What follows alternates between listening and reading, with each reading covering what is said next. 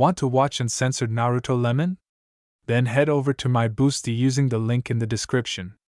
A 20% discount is waiting for you there. Enjoy watching.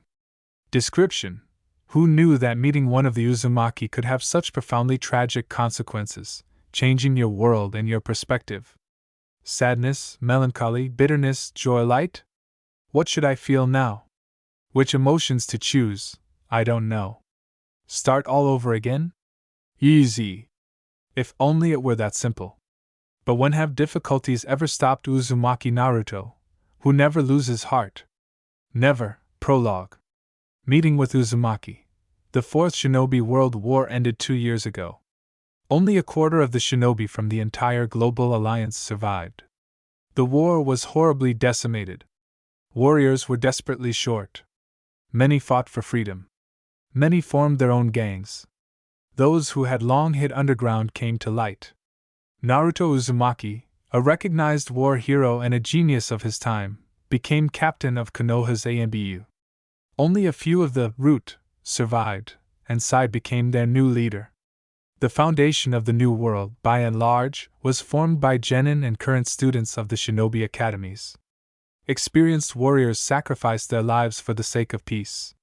The current Kage were torn between two extremes: the impossibility of sending inexperienced youths on missions and the need to carry out missions that were unavoidable. But even the faintest thought of war or even a minor armed conflict between countries evoked a fierce revulsion in everyone, even the most ruthless bandit. The world seemed almost perfect, as it could be in ruins, after near-total destruction.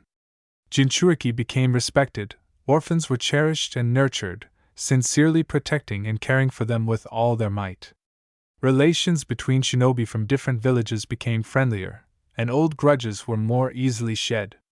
All was well on the surface, but if you dig deeper, that unfortunate but pops up, criminals were taking full advantage of the war's aftermath, and the bandit population had grown. Uzumaki ran around like crazy, carrying out dozens of missions at a time.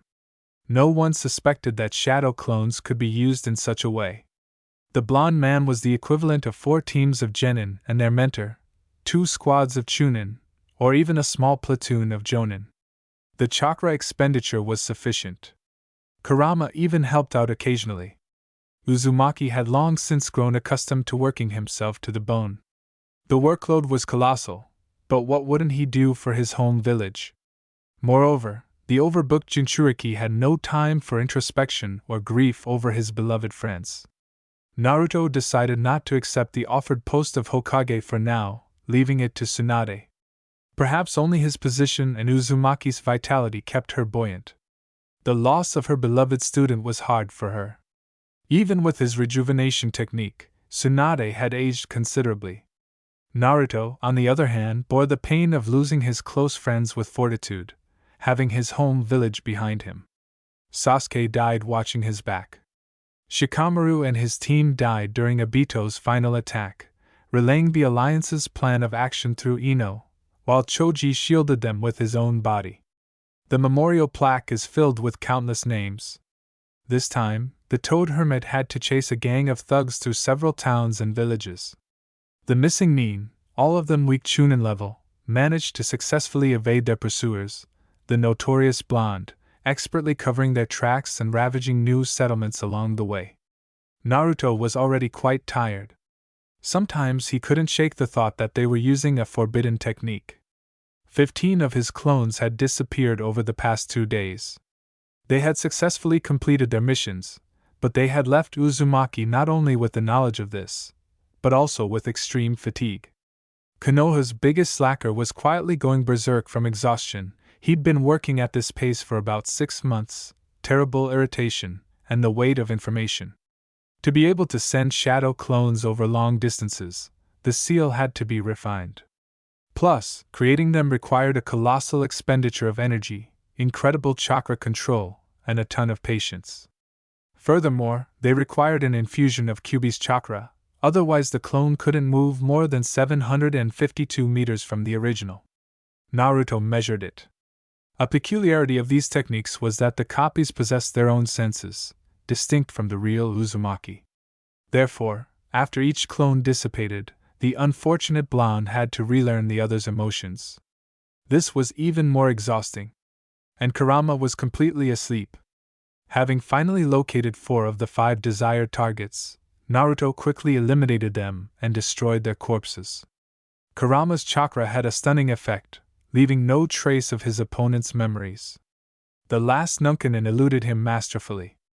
Naruto's head ached, but he stubbornly continued his pursuit. As luck would have it, he felt his body failing at that very moment. 6 months of exhaustion had taken its toll at the most inopportune moment. For some reason, even in hermit mode, Naruto couldn't close the distance. Despite his best efforts, there was always at least 30 meters between them, no matter how fast the blonde ran. Naruto decided to resort to his last trump card, though the fox was against it unless the enemy was an Uchiha. The Uzumaki accelerated sharply. However, his opponent also acted unusually. Turning to face his pursuer for the first time, he performed hand seals with lightning speed. He did it so quickly that even Naruto's trained eyes couldn't follow it. Bracing himself for the technique's impact and joining his hands for Kawarimi, the young man realized something was wrong. The surrounding space seemed to slow down. With a belated flash, Naruto remembered practicing some seals along the way, but they flashed before his eyes so quickly that the Jinchuriki had allowed himself to ignore them. Now he realized that was a mistake. His arms moved with great difficulty, his body felt stuck in tar. Out of the corner of his eye, he spotted a dragonfly flying next to him.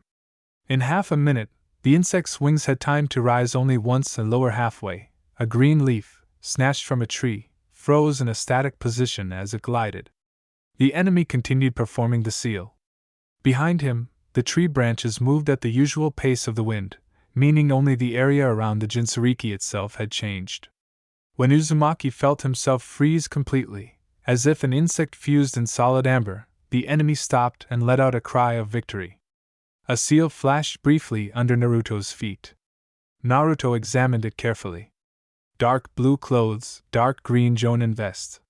Standard uniform, no forehead protector. His hair was covered by a bandana, and his face was covered by a mask, exactly like Kakashi-sensei's. "Now you've been caught! Now you'll have to answer for the deaths of my comrades," the enemy said with satisfaction, drawing a kunai and moving toward Naruto. The Jinchuriki noted to himself that he would die a very stupid death. He couldn't move a single muscle. In this frozen state, he couldn't even blink. The enemy came right up to him. The cold blade pressed against the blonde's neck. "Yaguro!" the Uzumaki growled angrily in impotent rage. "Oh! Yes, Yaguro is the name of our squad. Amazing, you were able to say anything under the influence of this technique? Simply fantastic! Who are you?" The enemy was surprised and quickly removed the blonde's mask. The man stood silently for a while, examining his victim with the interest of a natural scientist. He raised his other hand and slowly ran the pad of his thumb over the stripes on her cheek, gently tracing each one. If Naruto had been able to, he would have flinched, so intimate was the gesture. The Jinchuriki growled softly. That was all he could muster. His bright blue eyes gleamed furiously, glaring defiantly at the executioner. His opponent, however, seemed completely withdrawn. Well, the shinobi chuckled, almost killed a true hero of the Fourth World War. Horrible! I wouldn't want to end up worse than that jerk who brought us a global apocalypse. What a task. Naruto watched in bewilderment as the enemy removed his mask and bandana. Under them was fiery red hair and the face of a 30-year-old warrior. The blonde's pupils dilated in surprise. Yes, I'm also an Uzumaki, the interlocutor smirked smugly. That's why your bijou mode didn't help you. That's what you tried to use, isn't that what? We have our secrets too. Forbidden technique. I never thought I'd ever use it. The Jinchuriki tried to digest the unexpected news. And I don't want to kill Uzumaki, there are so few of us left as it is. Perhaps it's only us two. It's a shame to lose such talent. The enemy thought about it. And what should I do with you? You won't leave me alone. The whole world knows your tenacity in achieving your goals. I couldn't bring myself to kill you. What a dilemma you've given me. The shinobi pulled two seemingly identical scrolls from his pouch and began to examine them appraisingly, periodically casting a thoughtful glance at the blonde. Naruto tried to express all the negativity he was feeling in the only way he could. The prisoner's eyes burned brightly with hatred, as he completely couldn't believe that one of the Uzumaki was capable of such actions. Those whom he admired by default, because for him they were a mysterious and enigmatic force. What beautiful eyes! The enemy admired. Too bad. Too bad to do anything with you. Okay, you've talked me into it. By the way, my name is Hiroshi, which means generous. So take advantage of the moment. The man winked. The red-haired man hid the second scroll in his bag. Opening the first, he bit his finger and quickly ran it over the paper, drawing symbols and forming seals, then pulled a narrow gold ribbon from the parchment. My sister invented this technique. She was weird. She believed in parallel worlds. Silly girl, the shinobi said, half admiring, half gloomily. But she came up with amazing seals. No one could break her defensive techniques. They say even the Kage of our village. She came up with a lot of cool techniques that even weirdos can't replicate. Dangerous things, the shinobi said, lowering his voice conspiratorially. I see. That's how we became outcasts. Oh, I got distracted. So one day, her beloved died. She grieved for a long time, considered committing suicide, but then. I don't know exactly what happened. But she got it into her head that in a parallel world she could find her beloved alive. A strange idea, but one worth existing nonetheless. The enemy approached the blonde and again traced the stripes on the young man's cheeks. They say about you that you can get out of any situation. You even subdued the Kyuubi. I wonder how you will cope with this. It would be interesting to see. It's a pity I won't be there to see it. With a note of sadness in his voice, the enemy tied a ribbon over the blonde's eyes. Farewell. And good luck. The man wished him quite good-naturedly and, having made the final seal, struck Naruto's forehead with an open palm on which the symbol glowed. The Jinchuriki plunged into darkness. Chapter 1. Peace to the world. A mournful silence reigned in the 12th ward. A small, blond 9-year-old boy lay on snow-white sheets. His head and left arm were tightly wrapped in bandages. His frail body was hooked up to a huge number of life support devices. And drip had become as much a part of the boy as the deep bruises under his eyes. Only the doctors knew how much effort the child had expended simply to live and hide the pain he was in. Yet every breath, every gesture brought excruciating pain to his delicate body. And it was all due to the attack of the nine-tailed demon during his birth. Crippled at birth, this little miracle had not given up and stubbornly carried on through life. But apparently, this was where his luck ran out. The devices were delivering merciless results. Minato-sama, unfortunately, we must disconnect the life support system. Your son was in a coma for 3 months and there were no changes. And now the equipment shows that his brain activity is 0. What do you mean by that? The red-haired woman said in a trembling voice, pressing her shoulder to her husband. Kushina-san, the doctor sighed heavily, your son is brain dead. This is the end. No! The kunoichi howled, kneeling by the bed and taking the boy's icy hand in hers. The mother's heart was breaking with grief. They had been through so much, fought so desperately for the little boy's life since childhood. It couldn't end so easily. Fiery red chakra burst from the kunoichi's body and struck the little blond boy in the stomach with all its might, piercing his body and leaving a large burn on his skin. Naruto, you can't leave us like this. Please! I beg you! Perform a miracle! Come back! Kushina whispered fervently. Minato managed to tear the mother away from her dead child with difficulty. His wife kept repeating her prayer, clinging to the hospital bed, the doorframe, the doorknob, repeatedly tempted to rush to the boy's body. The doctor, thrown into a hallway by a gust of demonic chakra, slowly stood up, busily adjusted his coat, sent the overly inquisitive staff back to their workstations, and re-entered the room.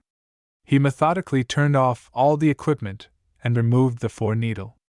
He stood motionless and silent for a moment, paying respect to the brave boy.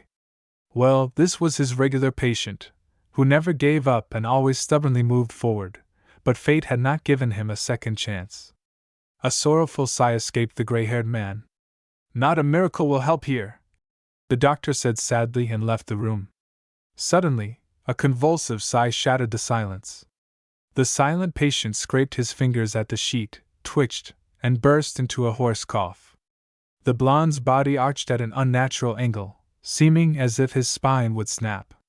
The orderly who had come to wash the body for burial ran back into a hallway with a wild shriek, dropping the basin of water with a loud clang.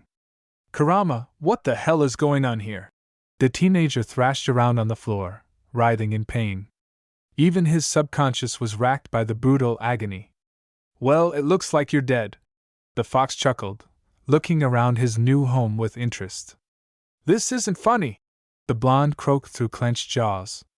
I'm not joking, the tailed one snapped. The Ninetales tried to understand what was happening to them, watching its host suffer. In truth, he didn't feel much better. It was as if all the chakra had been sucked out of his body. The demon felt an unusual weakness. Getting to his feet seemed unreal. A disgusting sensation. Naruto somehow managed to cope with the pain and emerge into reality. Before the blonde's pain-clouded eyes stood a stunned Minato and Kushina. Fourth? Father, are you alive? Mother? The boy managed to croak, barely audible. The words came with difficulty, as if his throat had gone numb. Alive? Namikaze asked incredulously. Alive? Kushina screamed joyfully, rushing to the bed. However, for Naruto, all other events were lost in blissful darkness. An alarmed doctor ran into the room. The commotion in room 12 had raised half the hospital's ears. Entering the room, the man couldn't believe his eyes. Bloody Habanero was clutching a child. The boy's chest heaved, and hoarse breaths came from his throat. The doctor, always a skeptic, had never believed in miracles until now. The little blonde boy had accomplished the impossible, survived clinical death, and returned to the world of the living. Having gotten over the initial shock, the doctor rushed to check the patient's condition. By all indications, Naruto had fully recovered. Distrustful of his diagnosis, the experienced doctor consulted with his colleagues. However, even they, after examining the boy with bewilderment, confirmed that his brain was alive and functioning normally, as was his entire body. The medical team, after conferring and examining the patient again, authorized the patient's return home. If the Hokage's son had survived such a chakra attack, then he had nothing to fear. Waking up in the morning, Naruto stared at his hands for a long time, perplexed, moving his tiny fingers. Kurama, what's wrong with me? You've become small. You're so small, Uzumaki said, as if he hadn't heard his interlocutor. Naruto looked around with interest, but didn't see the mirror. Then get up and go look for him, the fox responded, overhearing his partner's thoughts. With difficulty, the blonde sat up on the bed and gasped in surprise. His entire body was shot through with such a sharp pain that his vision went dark. He had to freeze for a moment. Wincing from the unpleasant sensations, the blonde couldn't concentrate and determine what hurt. It seemed that every cell in his body was the source of this hellish torment. Oh my! The boy hissed through his teeth, biting his lip until it bled. Come on, get on your paws. 1, 2, 1, 2. The fox tried to command cheerfully. I'm trying, Naruto squeezed out, wiping away the tears welling up in his eyes from the pain. Me too. What? The blonde was distracted by the conversation, interested.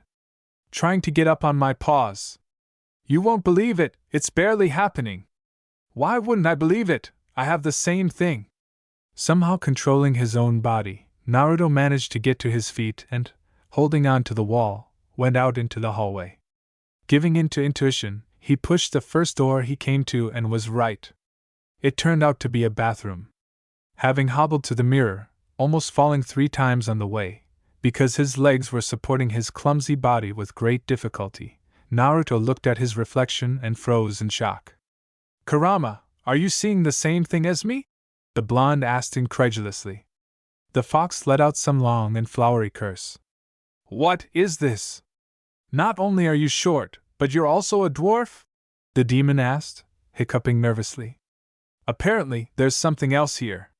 With a trembling hand, Naruto touched the surface, looking with eyes full of horror at his reflection in the mirror. Chapter 2. Where am I? Naruto stared at himself, growing more and more astonished, though it seemed he couldn't be more so. What in this world had happened to him? A 9-year-old, blonde, gangly boy stared back at him from the mirror. The familiar stripes on his cheeks were gone. But there was something abnormal about his reflection's appearance and body. One side of his face was slightly larger, his hands seemed to be made of jagged lines, his nose was off-center, and his blue eyes were a faded color. There were deep shadows under his eyes, either from lack of sleep or illness. His skin was pale, almost ashen. Uzumaki didn't even know what to do, scream at the top of his lungs or tear his hair out in terror. Now, at least, it became clear why he didn't have a mirror in his room. Seeing a reflection like that in the morning would give you nightmares.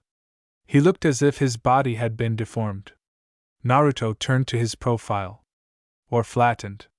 Got run over! The fox cheerfully offered his theory. That's possible. Congratulations, you're not a dwarf. You're disabled. The fox finished off his friend sarcastically. Uzumaki had been twirling in front of the mirror for a long time, examining himself. Now he carefully examined his own palms. He noticed something he hadn't seen before. His fingers were slightly swollen, as if puffy. Not a single straight finger, every phalanges were crooked. Naruto, come down to me, the worried fox asked. The blonde grabbed the edges of the sink tightly and dove into the subconscious. To find his friend, he had to wander for a long time through a tangled labyrinth. There wasn't a single straight corridor here. It was as if someone had given a child blocks and asked him to lay out straight lines, and the child, as skillfully as possible, placed them just so. Naruto thought that if he transferred this to paper, he would win the grand prize from abstract artists. Not only the walls were uneven, but also the floor and ceiling. Kurama was found in one of the rooms that Uzumaki had almost missed. Entering the tiny space, the blonde was surprised that the 9-tailed fox could fit there. Even though the fox had shrunk considerably in size, he had nowhere to put his tails. Kurama? Yeah, hello to you too. What's this? Naruto waved his arms around the room. This seems to be your chakra circulation system. Or rather, its complete absence. And this, the fox poked his paw at the floor, which was more or less level, is your chakra center. That tiny? Uzumaki asked incredulously. Worse, the demon growled good-naturedly, it doesn't exist at all. The blonde sank to the floor as he was. How so? Just like that, the 9-tailed frowned. I don't know what happened to you here. But your body doesn't have a circulation system. Or rather, it does. But the way she looks. In short, she's not here. Naruto thought deeply. After the Fourth Shinobi World War, he became calmer and more level-headed. The deaths of loved ones had taken their toll. Now, however, before rushing headlong into the fire, he first thought about the situation for a long time and looked for all possible solutions. Any idea what's wrong with me? No. Absolutely none. But I have an idea who can enlighten you. Ask your parents. Since they're alive here, they should know something. And by the way, do you know where we are? I missed it all while I was sleeping. Looks like we're in a parallel world, Uzumaki responded melancholically. What? And you only told me about this now? The fox yelled. Naruto shrugged phlegmatically. His head hurt from the information he received. Reluctantly, he nevertheless told his friend about that chance meeting with the representative of the Uzumaki clan, his strange technique and their unenviable fate in this world. You're taking it all too simply, Kurama said, accusingly poking his tail at his partner. I'm just thinking about what can be done in these circumstances. The blonde shrugged. I liked you better before, with your hyperactivity. And why are you so sad? I don't like this. The fox was seriously concerned about the state of his host. Such deep melancholy was unusual for him. Kurama, if this isn't my body, then I ended up in the body of my 9-year-old self. And where did he go if I can't feel anyone but you? That means I killed myself from this world. Whoever I am, I have no right to take the life of a child. Yo! Calm down, the fox said, sitting up with difficulty on his hind legs and putting his front paws out in a defensive gesture. First, find out what's going on here, and then start whining. Naruto smiled weakly. What had he sunk to, making the most formidable demon in their world worry about him? Shaking his head to drive away the uninvited thoughts, Uzumaki jumped to his feet. You're right, Kurama, we need to get more data. I don't like that you reason like Shikamaru. If your friends died, you don't have to adopt their habits to remember. The Ninetails said instructively, looking reproachfully at its host. Naruto tilted his head to the side and grinned broadly. Deal. Get lost already? I sense an intruder nearby. Uzumaki managed to regain consciousness in time to notice a tall, red-haired guy frozen in the bathroom doorway, staring at him intently. The stranger had light green eyes and regular features. He looked to be about 14 years old. His puzzled expression couldn't hide his anxiety. Naruto, are you all right? The blonde's throat suddenly went dry and he nodded silently. The stranger smiled. Then maybe you could give me the bathroom? Naruto looked around in surprise, only now realizing where he was. Nodding again, the blonde hurried out, still holding onto the wall with his hand. Why aren't you using your cane? The blonde raised his eyebrows in surprise. A cane? They stared at each other for a while, until the redhead was the first to lose it, slamming the door sharply. Uzumaki shrugged and began to slowly descend the stairs. What's wrong with your legs? It's like one leg is shorter than the other.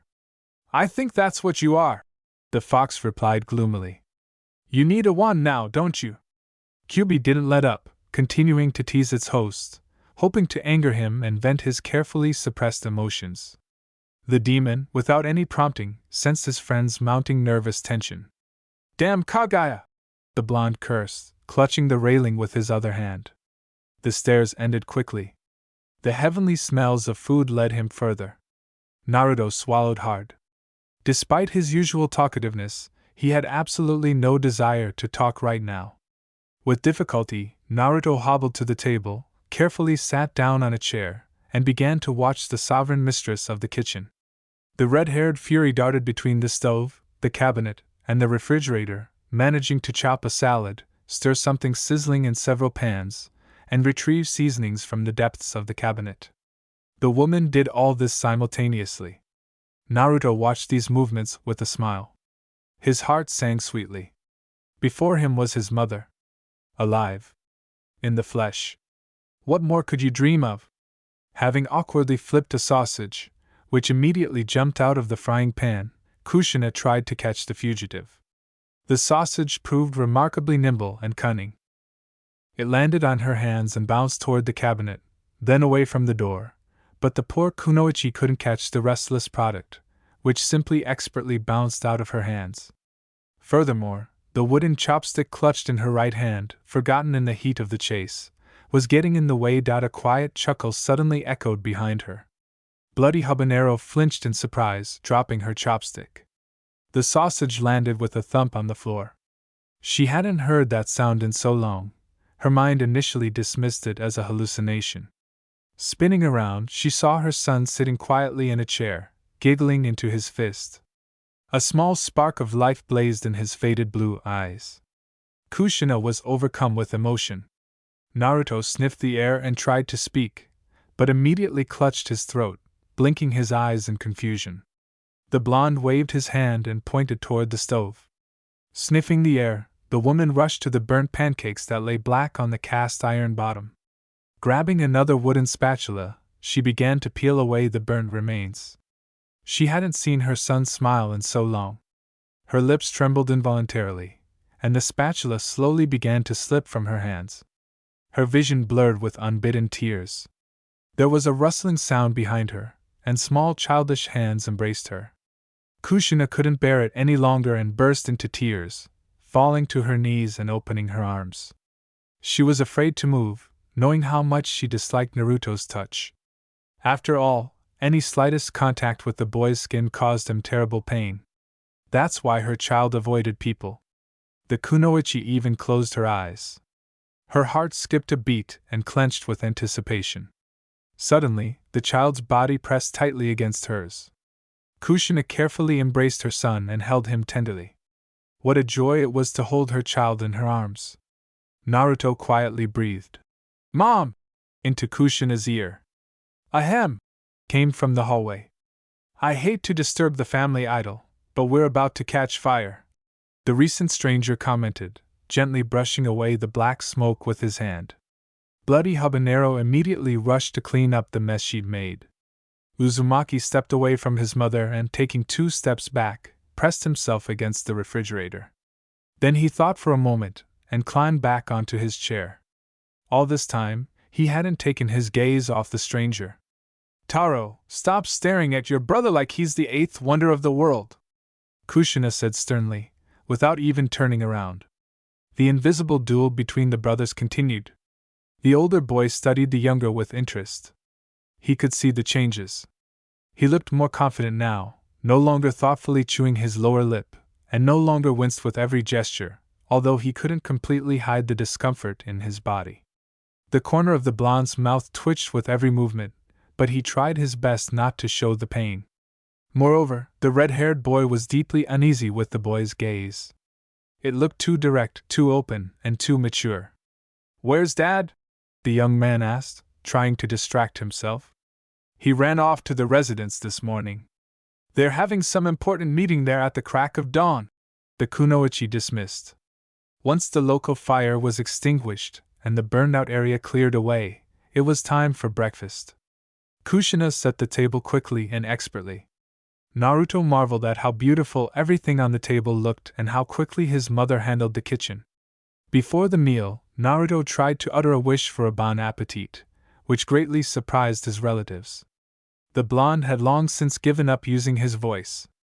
Kushina filled the silence with her own energy, recounting all the gossip she'd heard from the market vendors, laughing heartily, as they considered it their duty to share the latest news with the Hokage's wife. Taro finished first. "Gakusasama," the young man said, bowing to his mother and leaving. He had a mission with his team. Kushina was methodically clearing the table when she heard her son's very quiet, raspy voice. "Mom, why am I like this?" Naruto managed to squeeze out, clutching his throat with both hands. The pale kunoichi dropped the plate, and it shattered with a crash. Chapter 3. An Unexpected Legacy. "Mom, why am I like this?" Naruto managed to squeeze out with difficulty, clutching his throat with both hands. The pale kunoichi dropped the plate from her hands, and it shattered with a crash. Kushina pushed her chair back with a trembling hand and sat down. "Mom?" the blonde called barely audibly. The woman swallowed uncertainly and tried to gather all her will into a fist. She hoped that this conversation would take place much, much later, when she could prepare for it in advance. Now, her son caught her off guard and she didn't know how to tell him the terrible truth. "Mom?" Naruto called again. The woman saw how difficult it was for him to pronounce the words out loud, but he stubbornly continued to call her.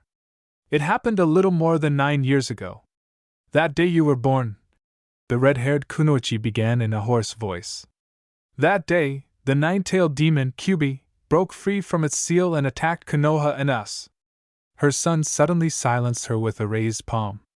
A little awkwardly, the boy stood up and brought his mother a glass of water.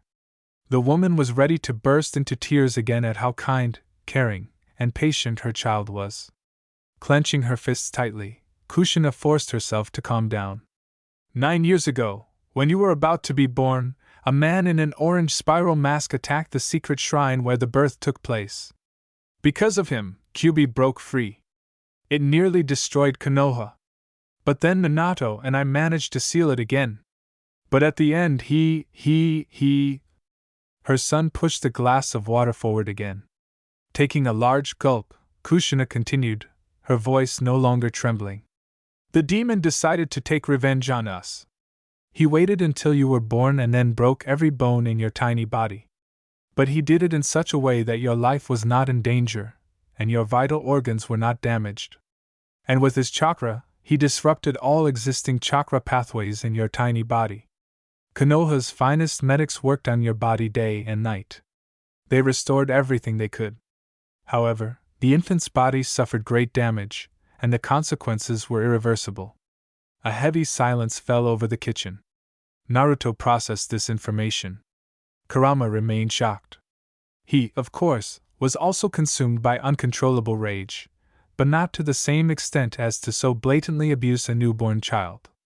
Your body has numerous pinched nerve endings. The Kyuubi fused them tightly into and between your bones. The doctors were afraid to touch them because it brought even more terrible pain to the body. The woman began nervously fiddling with the tablecloth. That's why you almost always feel this hellish pain with every movement. The 9 tails also damaged your vocal cords so you couldn't scream. The doctors can't do anything.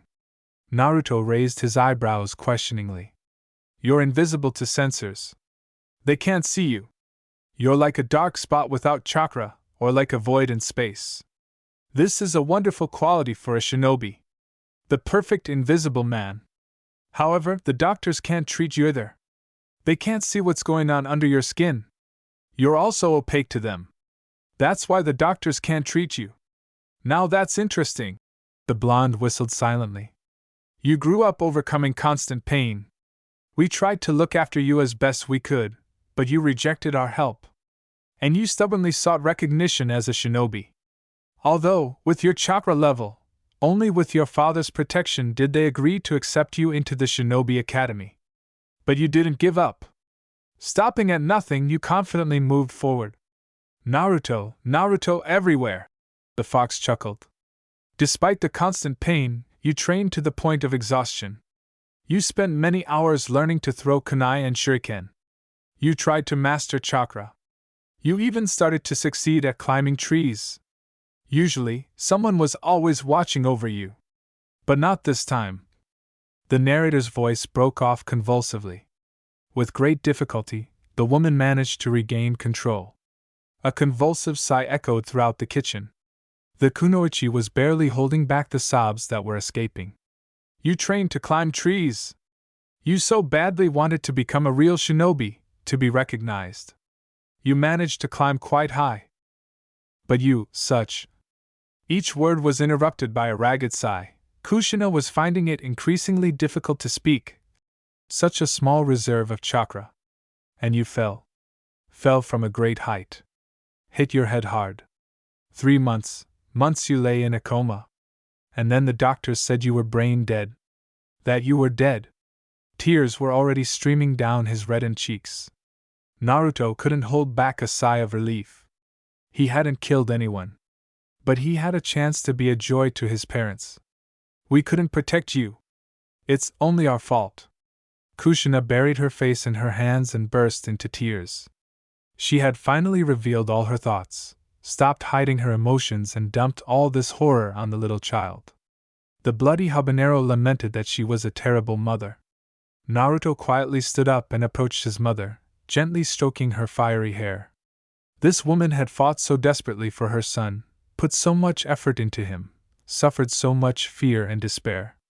Naruto, who was lucky enough to be born into this world, was a lucky man. Uzumaki smiled sadly. He would do everything in his power to make his parents proud of their son. He will try to fix everything. It is unknown how, but he will achieve it.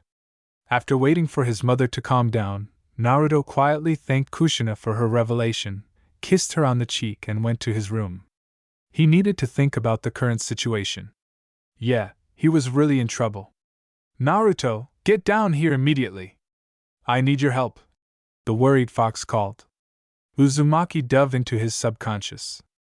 A terribly battered demon appeared before him. Kurama, why are you so exhausted? The blonde laughed nervously. Naruto, we have problems, the tailed one yelled. What news? Uzumaki snorted. We have big problems, the demon insisted. I know that without you. Uzumaki chuckled. The nine-tailed fox involuntarily frowned. Besides the troubles you know about, there are also troubles you don't know about. Go ahead, surprise me, the blonde smiled anticipatingly, sitting down on the floor just in case. Naruto, watch out! Kurama shouted. Uzumaki didn't have time to react since he didn't understand what to expect in his own subconscious. It turned out that you can't relax anywhere. The guy was knocked off his feet by something red and dragged along the floor for several meters. The young man instinctively grabbed his opponent. At the same time, the fox yelled, "Grab him!" "Ku, what is this?" the blonde asked in surprise, examining the clot of chakra in his hands. "This is a piece of the dark chakra of the nine-tailed Kyuubi, which is wandering through your body and destroying your chakra channels." Ouch! The guy loosened his grip in surprise, and the opponent ran away. "How could you let him go?" The fox was furious. "He bit me!" Uzumaki yelled back indignantly. "The devil!" the demon cursed. Naruto chuckled at the metaphorical comparison. "Kurama, what's going on here?" "What the hell just happened?" the young man cried out emotionally. The Nine-Tails made his most displeased face and plopped down on the floor with the air of a lecturer. "I must tell you, my friend. Kurama, too much pathos. Stop this circus and explain what's going on already." "Well, if we get down to it, then we are in complete trouble. The local Kyuubi is smarter, more cunning and more insidious than me," summed up the fox. "Quickly give me some red paint. I will circle this date on the calendar," Uzumaki declared admiringly. The nine-tailed fox himself admitted that there is someone smarter than him. "Horrible! This will go down in the annals of history. But, the only one who can be smarter than me is myself." The tailed one was indignant. Yes. Pooh! Kurama pretended to be offended. "Listen, why are you so calm about this?" The demon suddenly became interested in the psychological state of his partner, who was too calm and satisfied with life. Even suspiciously. "Kurama," the blonde began with exaggerated cheerfulness, "life is shit. So what's the point of getting upset about it?" "Interesting way of looking at things," the fox noted philosophically. "So how are we going to catch your tails?" the boy asked matter-of-factly. What the demon liked about his host was that he always looked for a way out of any situation. Even where there was no way. And most surprisingly, he always found one. "I have no idea yet. But these wisps of chakra, on top of everything else, have a mind of their own." Naruto cursed eloquently, then thought about it. Kurama watched his partner closely, waiting for that moment. And his host didn't keep him waiting. The young man's lips spread into a sinister smile, and imps danced in his eyes. "Oh, I'll have to remember my childhood and all my pranks." The fox couldn't help but smile, watching his friend. "They'll succeed if the great Uzumaki Naruto takes on the matter." "Ku, you flea-ridden rug, you weakling," the blonde said with a sly smile. "Some lousy chakra made you." "What?" The demon roared indignantly and rushed at his partner, wanting to teach the impudent one a lesson. Uzumaki laughed cheerfully and took off running along the winding corridor. They ran like that for several hours. Naruto, so that his friend would not know where the real him, created clones in his subconscious. Chasing with the whole crowd, they inadvertently trampled a good dozen small clots. Gathered again in the first hall, Kurama was surprised to find 20 clones hugging wisps of orange chakra. "What are you doing?" The demon was slightly stunned. "They are so soft," answered one of the clones, rubbing his cheek against the fur. "And cute," exhaled admiringly. "And their eyes like beads," exhaled the third happily. "And their faces are incredibly cute." The fourth was touched. Kurama stared at the copies of his host in utter horror. To call the insidious demonic chakra cute and pretty, he probably had to be the Uzumaki Naruto of his world. "Kurama, look, it looks like you!" one of the clones shouted, handing the orange lump to the demon for analysis. Now even the fox himself could see that these sources of demonic energy bore a certain resemblance to him. They were like a tiny fox, but 20 times fluffier, making their tiny bodies look like buns. The chakra coursing around the fur made it impossible to discern the details, as they spun like a top, never stilling for a moment. My sweetie! Another clone murmured, squeezing his find wholeheartedly. The fox cub squeaked softly and died. You strangled him, the neighbor reported phlegmatically. Nothing of the sort. The blonde objected hotly. You can't strangle with true love. Kurama hid his muzzle under his paws. Naruto would definitely finish him off. Hey, Kurama! The demon was gently tugged by the ear. Look, the blonde waved his hand around the room. These are your children. Yeah. Kurama agreed gloomily. I'm Dad, your mom. Naruto, do you even understand that these clots of chakra are negative energy created for destruction? You yourself said that the dark Kyuubi endowed them with intelligence. That means there are many small Bija living in my body. And we seem to have caught them all. Nope, the fox reluctantly admitted. Not all. How many are there? Uzumaki narrowed his eyes in disbelief. About 100. How many? The blonde yelled. Why didn't you tell me about this before? I decided to give the information in portions, the tailed one admitted, modestly twirling his paw. Kurama, you bastard! Naruto responded good-naturedly and sighed heavily. Now I'll have to come up with a new plan. That little thing won't fall for it twice. So you did all this on purpose? The demon was surprised, his eyes wide. And you thought I had nothing better to do than run around in my head? The blonde asked indignantly. The demon was simply taken aback by such a statement. How long they had known each other, and his host never ceased to amaze. That means somewhere in my body there are up to 80 little Bija running around, doing whatever they want. I feel like the father of a large family. Hey, children, where are you? Uzumaki called affectionately. Come here, little ones. The blonde cooed affectionately. Kurama was about to twirl his tail at his temple, showing no one would bite, but he was disappointed. Two curious faces peeked out from the adjacent corridor. After quickly examining their fellow foxes and noting that they were in no danger, they approached a couple of steps. Naruto crouched and spread his arms wide. The cubs watched for a long time, sniffing, but slowly approached. The admiring clones watched the original closely. Everyone in the room fell silent. An unknown amount of time passed, but the small fur balls cautiously approached the frozen blonde. Uzumaki scratched one of the cubs' noses. The fox sneezed loudly, then rubbed itself against the youth's hand. Kurama couldn't believe his eyes. When Uzumaki carefully picked the baby up, the demon let out a short howl. Explain to me what in this world is going on. He turned to the ceiling. Chapter 4. Pets. They sat in silence for quite a long time. The clones played with their living toys. Naruto sat in the lotus position and tried to figure out how to keep these little Bija together and not constantly vegetate in his subconscious. He was so lost in thought that he didn't notice how two fox cubs climbed onto his lap. Naruto, have you noticed that this room has become bigger? Kurama asked thoughtfully. What? The blonde emerged from his thoughts. Looking around, the guy realized that his friend was right. Well, it really is bigger. How did you know about that? The fox nodded at his tails. Now he could arrange all 9 of them on the floor without having to bend them. Probably because a lot of this very chakra has accumulated in your supposed chakra center. His interlocutor shared his thoughts. Cool. They fell silent again. Kurama, can you absorb their chakra? What words you know? The demon admired. Naruto just waved it off. So, can you or not? Yes, I already have, the fox grinned smugly. Now it's not dark energy, but light. Yin and yang? Yeah. So what about the chakra? Naruto hurried his partner impatiently.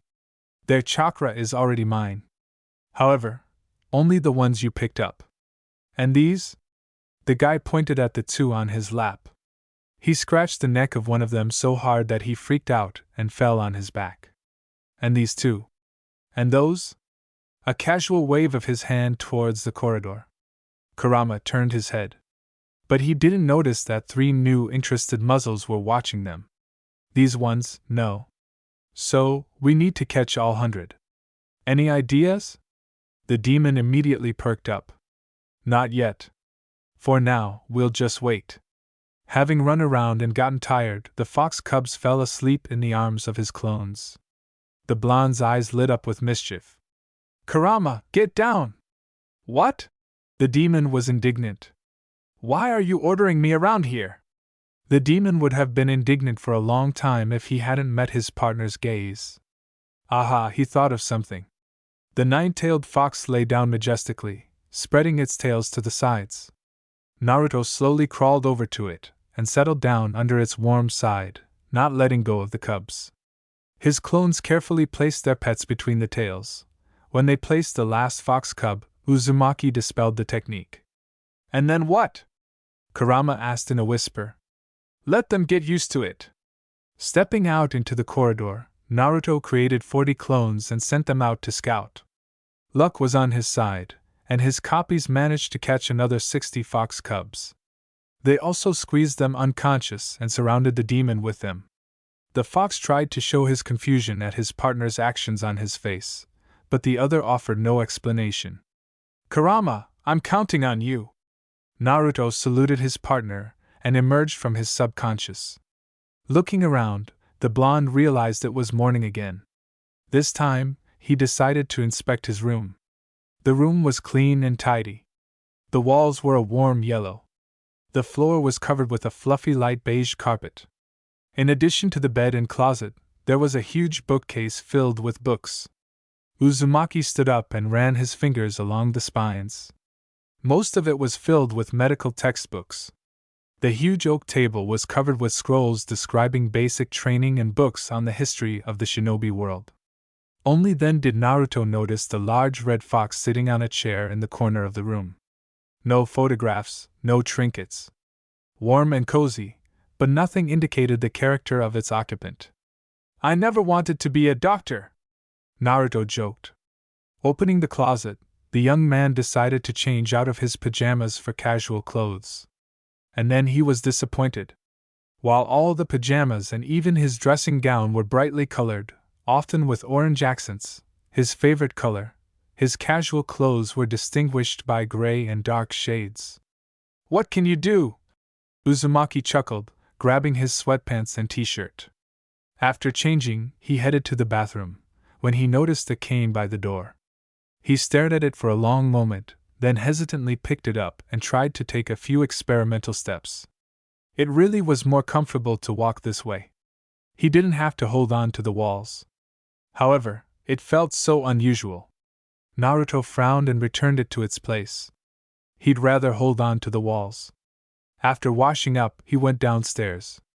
The kitchen table was groaning with the abundance of food. His stomach growled treacherously. The blonde, without thinking twice, pounced on the treats. Take your time and chew thoroughly. A familiar voice was heard behind him. Naruto choked and coughed. Minato sat down opposite him. Good morning, son, Yandame greeted dryly. Hi, Dad. Naruto smiled at him, greedily studying such a familiar face. How are you feeling? Good. Naruto smiled even wider, pleased beyond words. This had always been his cherished dream. Family breakfasts like these, when his father and mother ask how he is doing, what his plans are, how he is in the mood. This was exactly what he never had. You slept for 2 days. Mom was worried.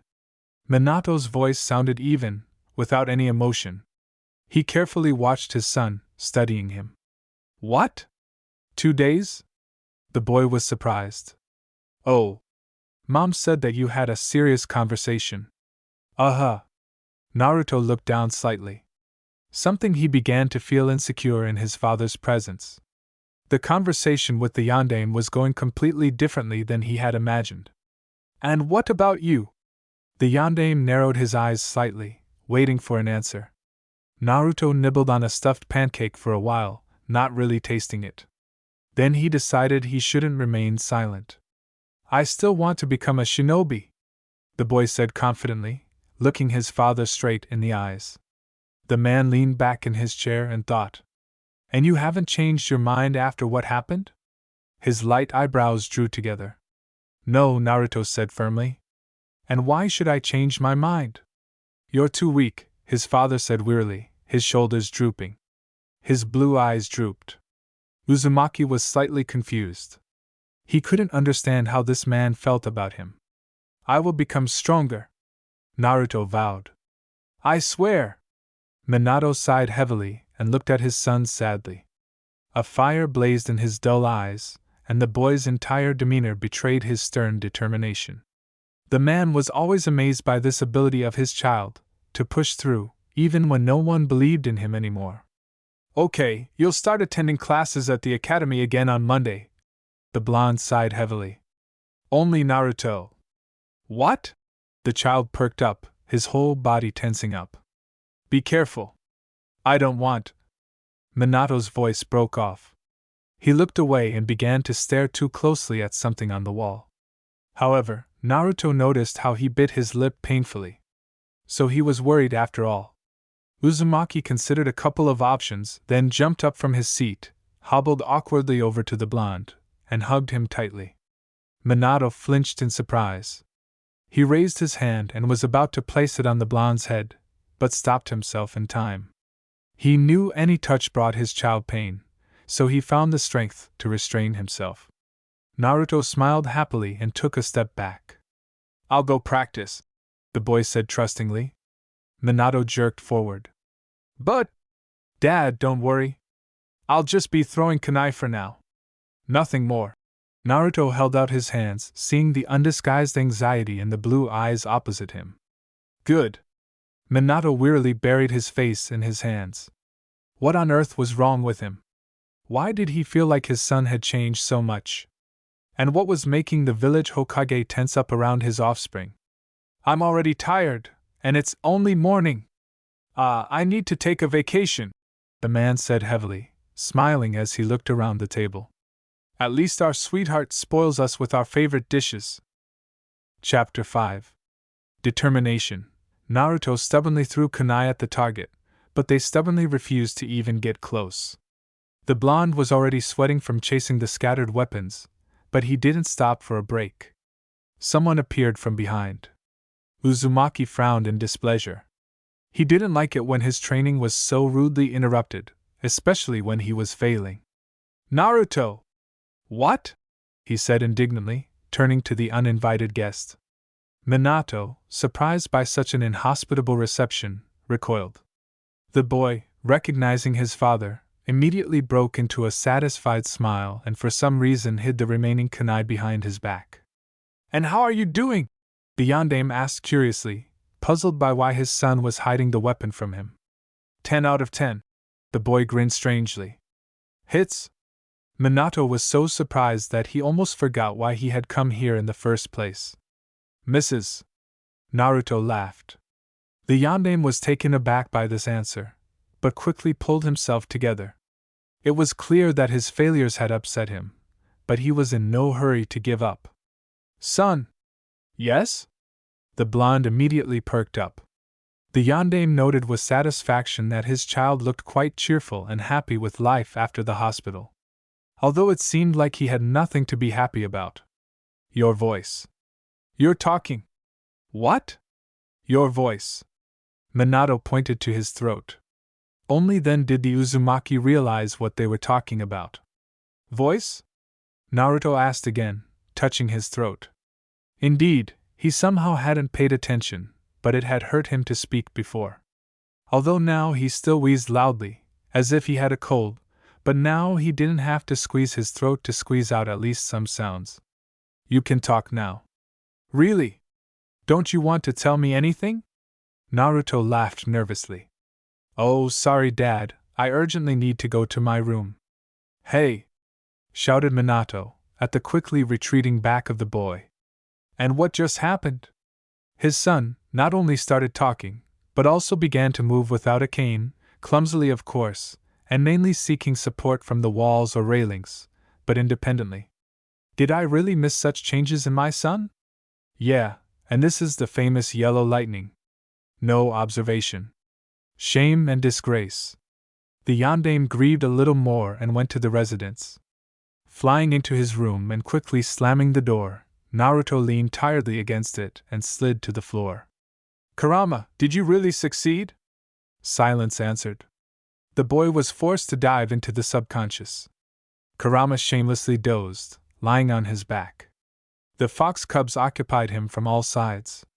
Some were gnawing on the menacing demon's tail, others were tugging at his ear. The nine-tailed fox slept the blissful sleep of the righteous, unresponsive. The appearance of a new face didn't go unnoticed. The blonde was immediately swept away by an orange avalanche. The cubs surrounded him from all sides, now carefully studying him. Naruto tried to pet every little one he could reach. Someone began licking his ear. Uzumaki burst into loud laughter. It tickles! He managed to squeeze out. It was unclear who was being played by whom. The blonde stretched with pleasure, although in his subconscious he could enjoy his normal body. The distortion in real life was already getting to him. The incomprehensible movement at his side finally woke Kurama.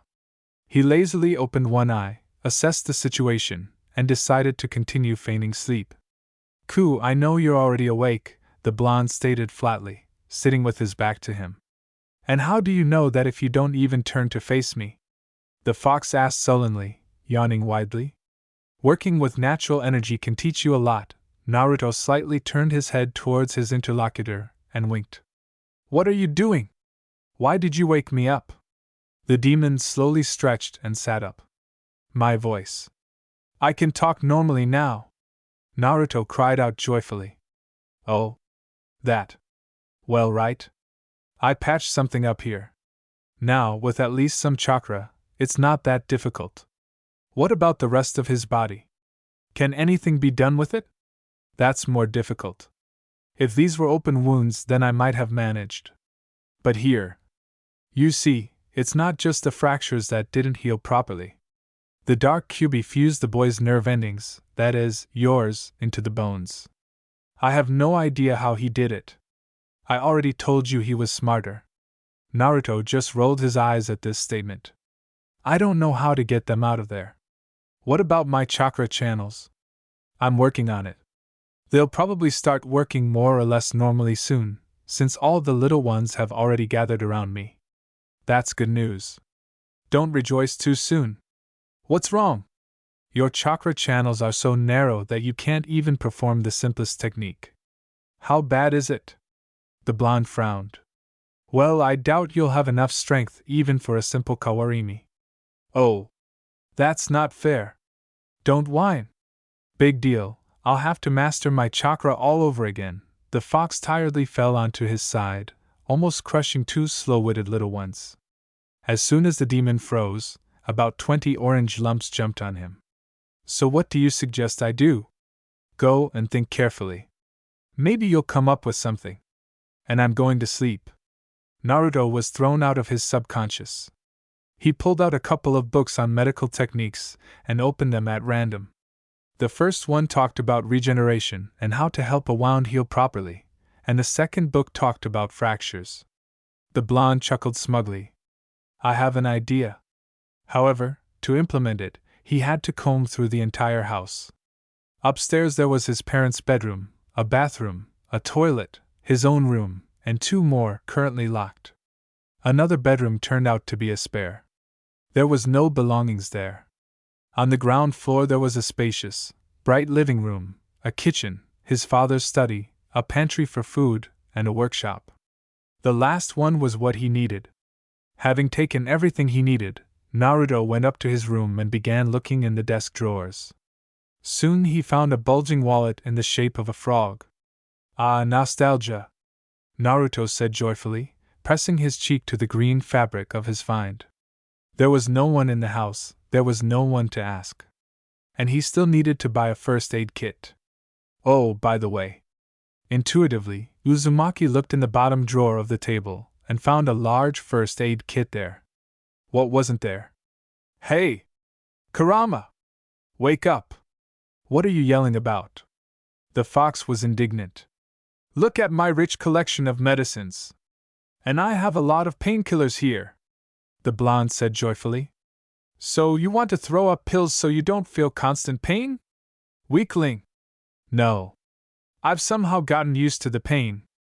The main thing is not to make too sudden movements. I need your help. What, right now? Uh-huh. What did you say about regeneration?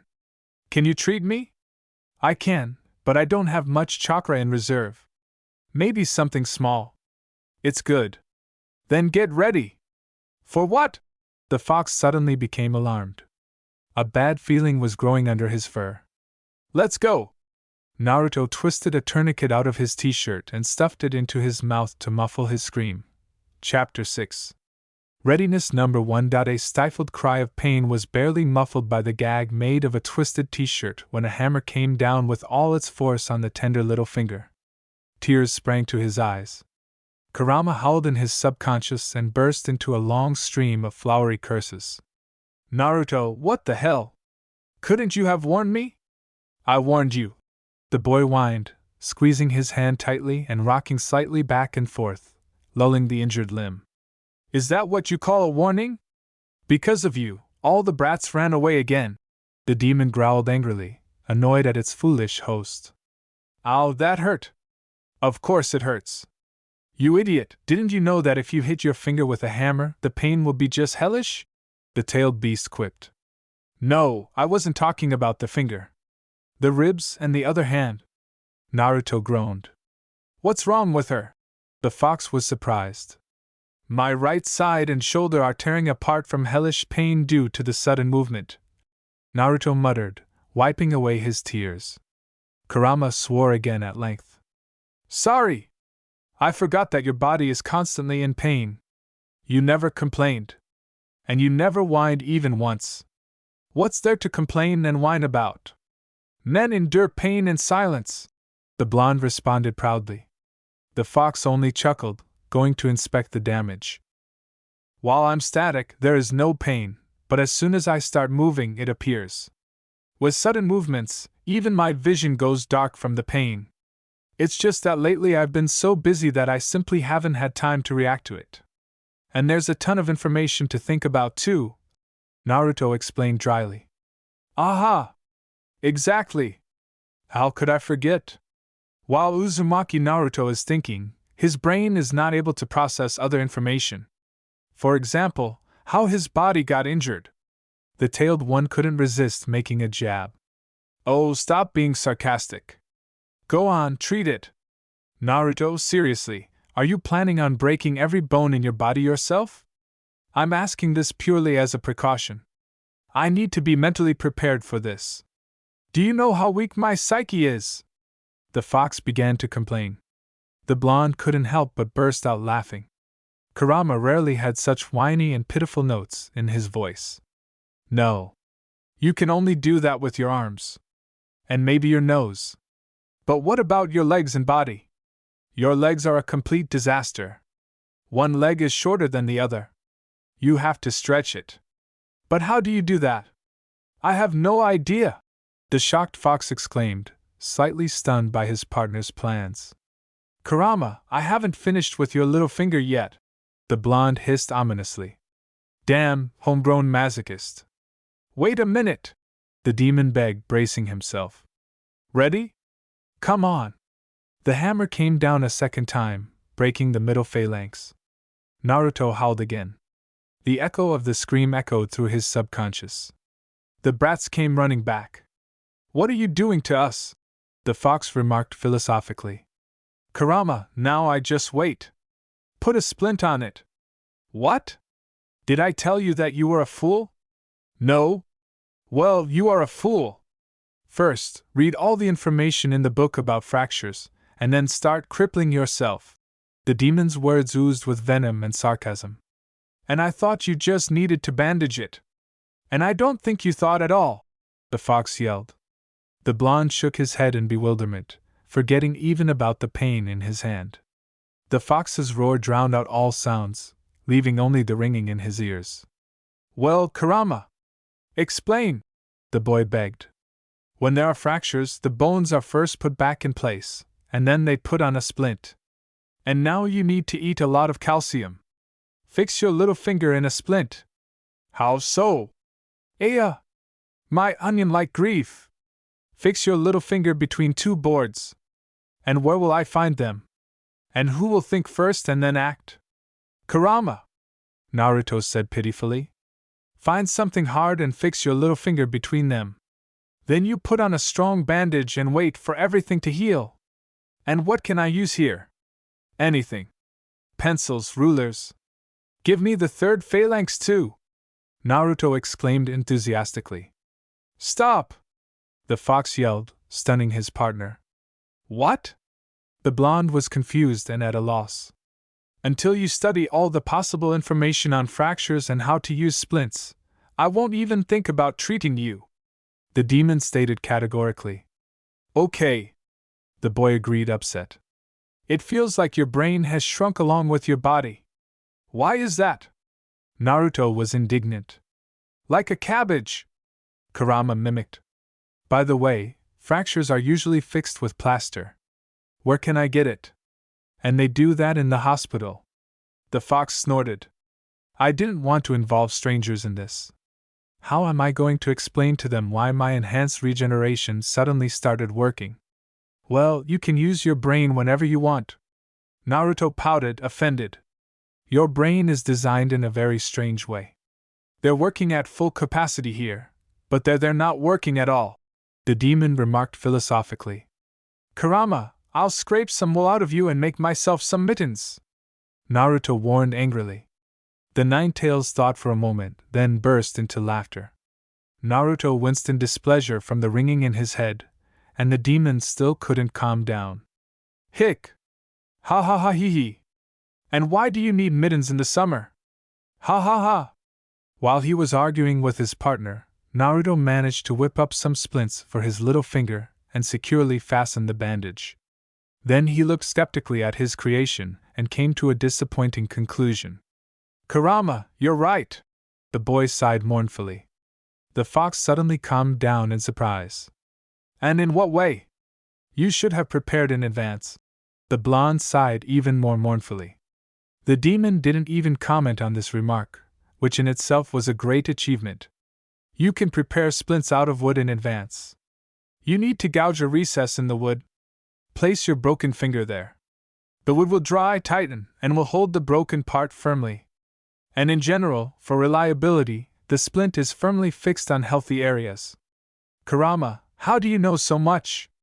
How long do you think I live? Do you know how old I am? No, the blonde admitted honestly, making an innocent face.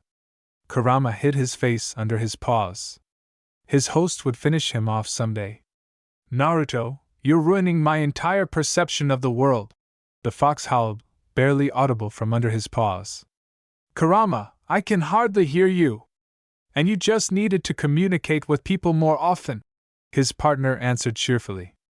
And who dragged me by the tail to get involved with you? The fox muttered quietly. Kurama, did you say something? No. You imagined it, the demon replied with exaggerated cheerfulness, emerging from under the paws. What a clumsy bandage that turned out to be, the blonde commented, examining his hand. He had used 2 pencils and a bandage. However, not only was the writing instrument 3 times longer than his little finger, but bandaging it with one hand was also extremely clumsy. Kurama, so what's with the regeneration? Working on it, they muttered in response. And why so slowly? Because this isn't your normal body. Because I have no chakra. Because the dark Kyuubi did some damage here. Because your chakra channels are damaged. Should I continue? The tailed one asked sarcastically. No need, Naruto responded dejectedly. A door slammed downstairs. Someone quickly ran up the stairs.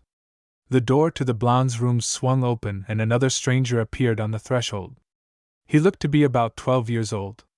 Naruto blinked his eyes in confusion and examined the intruder in his room. It was a red-haired guy with blue eyes, whose face was covered in a mass of freckles. They even spread onto his neck and arms.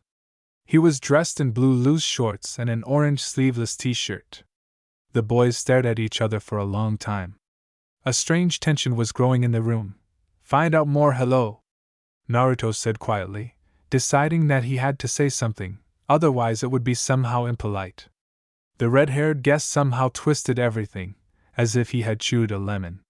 Without saying a word, he silently left, slamming the door with all his might. The blonde shuddered in surprise, frowning in confusion. And what was that? Judging by the sounds, the stranger went to one of the locked doors, opened it. Naruto clearly heard the sound of a lock turning, and entered.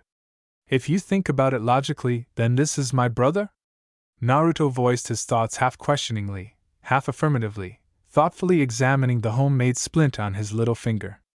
And apparently you have a very nice relationship. The front door slammed again downstairs. Who this time? However, this visitor did not go up to the second floor. Probably Mom, Naruto said confusedly.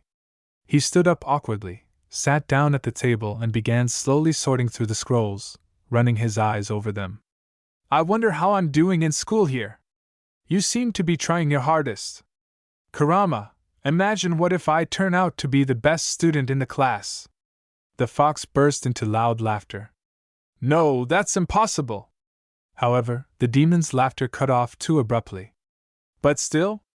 Children, go eat, Kushina called. Naruto perked up and looked out the window. Judging by the looks of it, he had spent a couple of hours poring over the scrolls. As soon as he picked up a pen, the blonde was stopped by Kurama's voice. Are you going to go like this? Naruto looked thoughtfully at his hand. He unwound the bandage and put the pencils back. Kurama, my hand is red and swollen for some reason, the blonde said excitedly. What are you talking about? How is that possible? I'm serious. The fox made a rather strange sound. You know, that's what happens when you hit your fingers with a hammer as hard as you can, the demon squeaked, trying not to burst into laughter. Naruto had been so used to his accelerated regeneration in that world that such an injury was somewhat unusual for him. Uzumaki decided not to hide his hand. No one would notice anyway. No one ever did.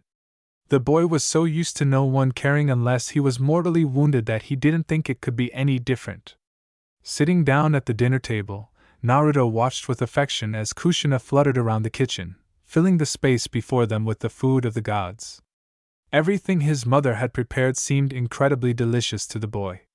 He wasn't particularly accustomed to eating home-cooked food, so now he savored every bite. A gloomy red-haired man came in, glared hostilely at Naruto, and sat down next to him, nudging him with his elbow. Kurama, what's wrong with him? The blonde was perplexed. He'd never had brothers and didn't know how to act in such a situation. How should I know? You humans are always weird. The redhead periodically glared at his neighbor, trying to snatch any piece Naruto was aiming for right from under his chopsticks. Uzumaki sincerely didn't understand why the piece he was about to take was better than the others, but he didn't argue. For him, everything his mother cooked looked and tasted the same. He would happily eat even burnt or oversalted food, because Kushina cooked with genuine love. It was immediately obvious. Mamoru, stop stealing your brother's food, the bloody habanero said reproachfully, her eyes narrowing dangerously and her spatula thrust forward belligerently. But Mom, how will he learn to be a shinobi if his reflexes can't keep up with me? The boy objected. And as soon as his mother turned away, he grinned angrily at Naruto. Uzumaki thought deeply.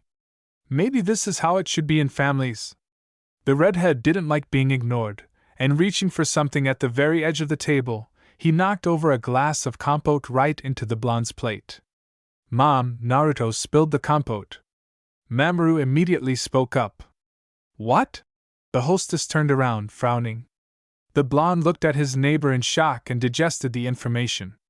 Intuition told him that he shouldn't attack the insolent fellow with his fists, although he really wanted to punch him in the nose. Kushina frowned in disbelief. Yees, Naruto croaked with exaggerated cheerfulness. I'm so clumsy, he said and looked towards the redhead with a hidden threat, putting the glass back down. He flinched in surprise, meeting his brother's gaze. Naruto, Kami-sama, what's wrong with your hand? Kushina suddenly exclaimed, worried. What's wrong with it? The blonde tried to play dumb, trying to hide his hand. Let me see, the woman demanded, opening her palm. Naruto reluctantly complied. What happened? Bikunoichi said sternly. I caught it in the door. The boy found an answer. The bloody habanero immediately softened, losing her belligerence. Naruto saw genuine concern in his mother's eyes. Does it hurt a lot? The blonde swallowed loudly. It was so unusual for someone to take care of him. No, it barely hurts. I'll kiss you now. Warm lips touched his injured little finger. And everything will go away, Kushina said tenderly. Naruto suddenly blushed to the tips of his ears. Mom, I'm an adult. He tried to pull his hand from his mother's gentle palms. Bikunoichi laughed loudly and kissed her son on the forehead. Uzumaki even forgot that he was sore from the sudden movements and looked at his mother with wide eyes. The woman was surprised by such a strange look in her son. His blue eyes reflected too many emotions unusual for such a child's age. Mamoru frowned.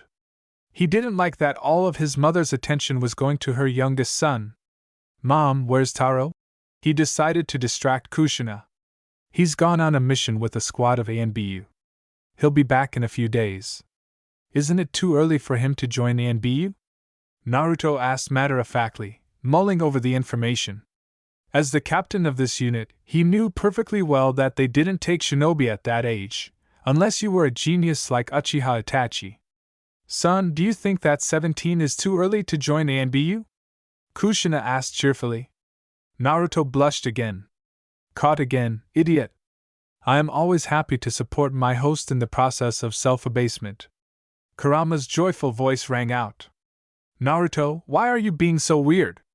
Mamoru said, narrowing his eyes suspiciously and examining his brother too closely. Hey, thank you, everything was very tasty. I'll go, train. Naruto pointed somewhere behind him and hurried to disappear from the interested eyes of his loved ones. Having reached far into the garden, the blonde fell tiredly to the ground. What a strange world. Naruto, what's got you so drawn to philosophical reflections? Are you sick by any chance? Keep in mind, I don't even have the chakra to treat a cold, the fox warned. Bore! The blonde muttered and closed his eyes. He just had a lot to think about. Chapter 7. And he went out the window, so? What do we have? The blonde began to count on his fingers, lying on his back and examining his uninjured hand. Mom loves me. I have an amazing mom. That's one. Secondly, apparently my relationship with my brothers is strained. Thirdly, with my father. It's not clear yet. Fourthly, I have no chakra. Fifthly, I have to go to the academy soon, and I would like to at least restore my hands, otherwise I can't even throw kunai. No, fifthly, I can't perform a single technique. It's good that at 9 years old they didn't require that of us. Aha, so sixthly, I have to go to the academy soon. I wonder how my friends are doing? Kurama, I don't understand, what are you nervous about before the academy? I already graduated, right? What new things can await me? Don't bother me, I'm working. The fox responded after 5 minutes and fell silent again. Naruto sighed sadly. He didn't even have anyone to talk to. I can't throw kunai or shuriken. I can't perform jutsu. I can't make sudden movements. I'm crippled. And I'm 9 years old. Holy shit. Standing up and stretching, the blonde winced. He kept forgetting that it hurt to move. His mind just didn't want to remember that, not at all. Looking at his injured little finger, Uzumaki chuckled with satisfaction. Kurama was coping with its task, the finger wasn't so swollen anymore. Naruto walked calmly through the village, noticing the changes. The Konoha he remembered wasn't all that different from this one. Only if you consider the period before Pain's attack. It wasn't right away, but the blonde sensed something was wrong. The villagers were giving him strange looks. Uzumaki didn't even immediately understand what was bothering him. And when he did, he froze in place, his eyes wide. Passers-by looked at him with pity mixed with a bit of disgust. Well, we've come to this, the boy suddenly exclaimed. Out of the frying pan and into the fire. What are you making a noise about again? Kurama responded. Kurama, remember I told you about my childhood. About how everyone hated and feared me. I said then that you couldn't imagine a worse childhood. And that I had never seen worse treatment. Yeah. That happened. So. I was wrong. So? What is it? This Naruto has a much worse life. How? The most disgusting feeling, pity. Oh. Naruto shrugged. Yeah, the situation was not so great. It was much easier for him to endure the hatred of embittered people than this artificial compassion and pity. And everyone quickly looked away as soon as they bumped into his figure. For some reason, Naruto had an obsessive urge to throw himself off the Hokage rock to end this nightmare. Then he was suddenly knocked off his feet. The blonde rubbed his bruised shoulder in displeasure and, standing up, met the offender's gaze. Sasuke? Who are you? He muttered discontentedly, shaking off his clothes. You fool, I'm all dirty because of you. The brunette pushed the blonde forcefully. Not expecting such a dirty trick, Naruto fell to the ground again. Sasuke-kun, wait! Someone shouted from the side. Damn, I caught up with you! The impudent man said, pursing his lips and running away. A young man with black hair and black eyes stopped next to Naruto. Naruto assumed that it could be an Uchiha, since he somewhat resembled representatives of that clan. He didn't hurt you? The shinobi asked sympathetically, as the boy noticed by the clothes. Apparently, it was a Chunin in front of him. He didn't do it on purpose. The young man tried to justify his charge, carefully setting Naruto on his feet and running off in the same direction. Aha! Naruto responded, dumbfounded. His feet had led him to the Uchiha quarter. His intuition demanded that he verify his guess. He hadn't been here very often, but the image of desolation was too firmly ingrained in his memory. Here, however, there were no abandoned, ruined houses or empty streets.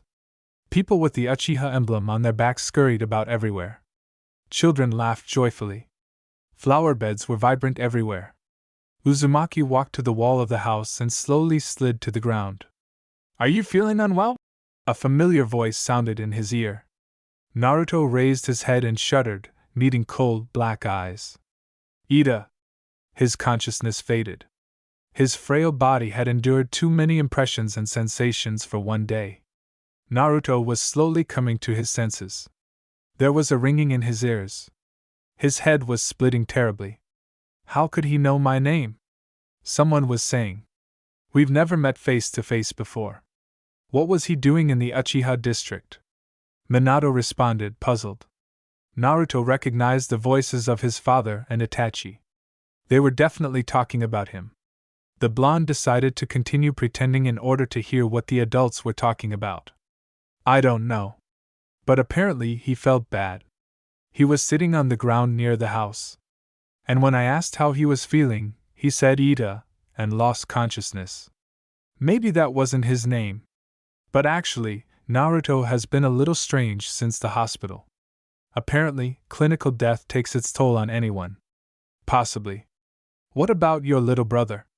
Sasuke refuses to go to the academy, Itachi said wearily. They say that only weaklings study there and that the clan will teach him more. It's nothing, it's just a formative period, the father said sadly, sharing his own unfortunate experience. This formative period has dragged on for my little brother for some reason. He's simply an impossible, capricious, spoiled child. Naruto chuckled to himself. Not only had he never suspected Itachi could be so emotional, but the elder Uchiha's voice was filled with terrible irritation, hostility, and resentment. The Uzumaki couldn't help but chuckle, immediately cursing under his breath. He had to save the situation immediately. Ida ta ta ta! My head!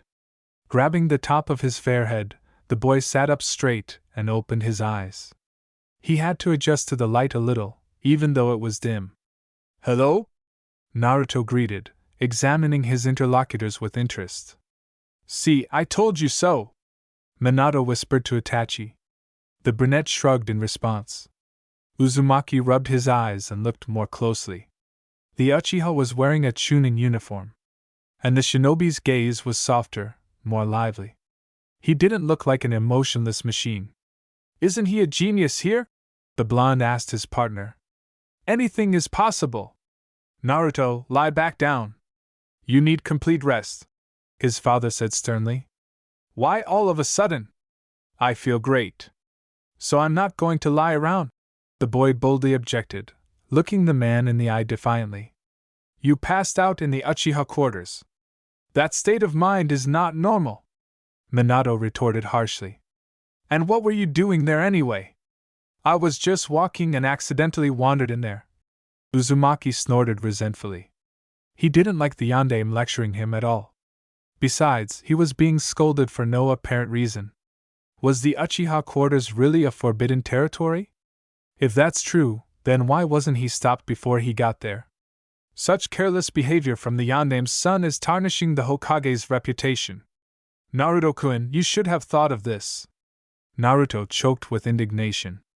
Now he was being sternly reprimanded by Konoha's chief Nunkanen. Where had anyone ever seen such a thing? The gears in his head began to creak, refusing to accept such reality. Am I not allowed to go where I want? Uzumaki fumed, jumping to his feet. Don't yell at your father. Minato cooled the child's ardor. You're still too weak to leave the house at all. So you'll stay at home. The Hokage sealed his decision. No way! Naruto yelled. I'm going to become a first-class shinobi and nothing will make me sit locked up. Naruto, apologize right now. What kind of behavior is this? The father was indignant. Naruto-kun? Itachi exclaimed in surprise. For the first time in his memory, the little blonde actually raised his voice. Previously, he mostly kept silent. Many in Konoha thought he was mute because of this. Besides, the hoarseness in the boy's voice became less and less with each word, although it couldn't yet be called a full-fledged voice. I'm not going to apologize, Uzumaki barked. Itachi is not to blame for anything. I'm a real shinobi and such trifles will not stop me. The blonde headed resolutely for the stairs to the second floor. After taking 4 confident steps, the child fell, as if mown down, unconscious. Uzumaki lay on a hospital bed. He had been dreaming something disturbing, his pupils moving constantly beneath his closed eyelids. Sitting up abruptly in bed and looking around the room with a sleepy, dazed gaze, the blonde realized he was in the hospital. He suddenly turned pale, remembering something. Sakura-chan will kill me! The boy yelled and jumped out the window. Naruto, stop! The fox screamed. Too late. The meaning of his partner's words didn't immediately reach the boy's sleepy mind. Chapter 8. Surprises around every corner. Doctor, so what's wrong with him? Minato asked dryly. He was extremely worried about the condition of his youngest son. 2 fainting spells in one day. Yeah. But you know how poorly ill your son is. Goro-san, to be more precise. The yandere demanded sternly. He was the ruler of this village, and he needed clear answers from his subordinates. That's why he had to be stern with people. The patient has suffered a severe psychological shock. This has affected his overall condition. Your son has always been in poor health, and clinical death has seriously undermined his body's capabilities. Is it that serious? The blonde frowned. Yes, it couldn't be more serious. I know the boy wants to become a shinobi. I would forbid it. He is not capable of such a burden. Forbid him from becoming a shinobi? Minato voiced thoughtfully. If you value your son, then yes. It is worth doing. Namikaze sighed heavily and frowned even more deeply. It seemed that only a sincere desire to become a shinobi, to be recognized in the village, was keeping his son in good spirits all the time. The blonde saw how hard it was for Naruto. Emotional shock and psychological exhaustion, the doctor said dryly. Has he had an emotional outburst lately? He has, the yandere responded dully, remembering the argument with his son and feeling worse than ever. If he had just tried to talk to his child, perhaps he wouldn't have ended up in the hospital again. It's bad. But not fatal. Now he needs complete rest. No worries. It would be good if someone looked after the boy. Preferably someone Naruto-kun likes. I'll think about what can be done. Thank you. Having barely come to his senses, Naruto immediately tried to jump to his feet. However, he was forcibly laid down, and something was preventing him from moving. Abruptly opening his eyes, the blonde met the green eyes opposite. A girl of about 12 or 11 years old sat in front of him. She had red hair pulled back into two voluminous ponytails. She was dressed in a brown jumpsuit and a yellow t-shirt, and wore shoes with small heels that Kunoichi usually wore. "You're so restless! Lie down already!" Naruto realized he was being held by the shoulders. He looked around. He was in the hospital, but in a different room. His right arm and leg were in plaster. The blonde raised his free hand, noticing out of the corner of his eye that his little finger was now straight, and felt his head. Everything up to his neck was wrapped in bandages. "Who are you?" He glanced at the stranger incredulously. The stranger's eyebrows shot up, her eyes flashed with disbelief. Uzumaki bit his tongue in frustration. It seemed the local Naruto knew her well. "Have you completely lost your mind?" The red-haired girl muttered good-naturedly. "I'm done. If by any chance you also have amnesia, then I'm your cousin on your mother's side." Naruto noted to himself that he was definitely starting to like this girl. Without any suspicious looks or a bunch of unnecessary questions, she immediately told him all the information. "Tell me, why weren't you lying in bed?" the girl asked, frowning redly. "What do you mean?" Naruto didn't immediately understand the question. "Why did you jump out of the window from the third floor?" The blonde fell silent, confused. "What are you going to say to that? Now I've been assigned to look after you. You can't come up with a more boring mission. And my partners have been given a month's leave. Are you a genin already?" "What do you mean already?" Hana was indignant. "If I hadn't suffered so much, I would have gotten hit on the head right now." "Well, I'm sorry." Despite the threat, the red-haired girl didn't look like Sakura at all. Even the bandages on her partner's body never stopped her friend. "Okay, I'll assume you have amnesia and, in general, sad consequences of the fall," her interlocutor noted phlegmatically, settling more comfortably in the chair and relaxing. "Tell me, how did you pass the exam?" Naruto asked with interest. The girl immediately perked up, her eyes sparkling brightly with anticipation. "Can you imagine? I came across an illusory clone. I can't stand this technique," Hana grimaced. "It always turns out somehow clumsy for me. Well, anyway, I somehow did it. Itachi-sensei didn't want to give me the bandage. Can you imagine? He also read me a tedious and long lecture on what a real shinobi should be." "Who?" the blonde asked, dumbfounded. "Oh, Itachi-sensei," the red-haired girl grimaced. "I just don't understand how you can be so handsome and so boring at the same time?" "Yeah." The blonde nodded, just to keep the conversation going. This world kept giving him new surprises. "My teammates went to take care of clan matters. They have a month's vacation, and now I have to babysit you." Hana pouted sadly. "I don't need a nanny," the blonde stubbornly objected, folding his arms over his chest. Or rather, he tried to do so, waving the plaster cast and dropping his hands back onto the bed. "I'm capable of taking care of myself." "How so?" The red-haired girl grinned.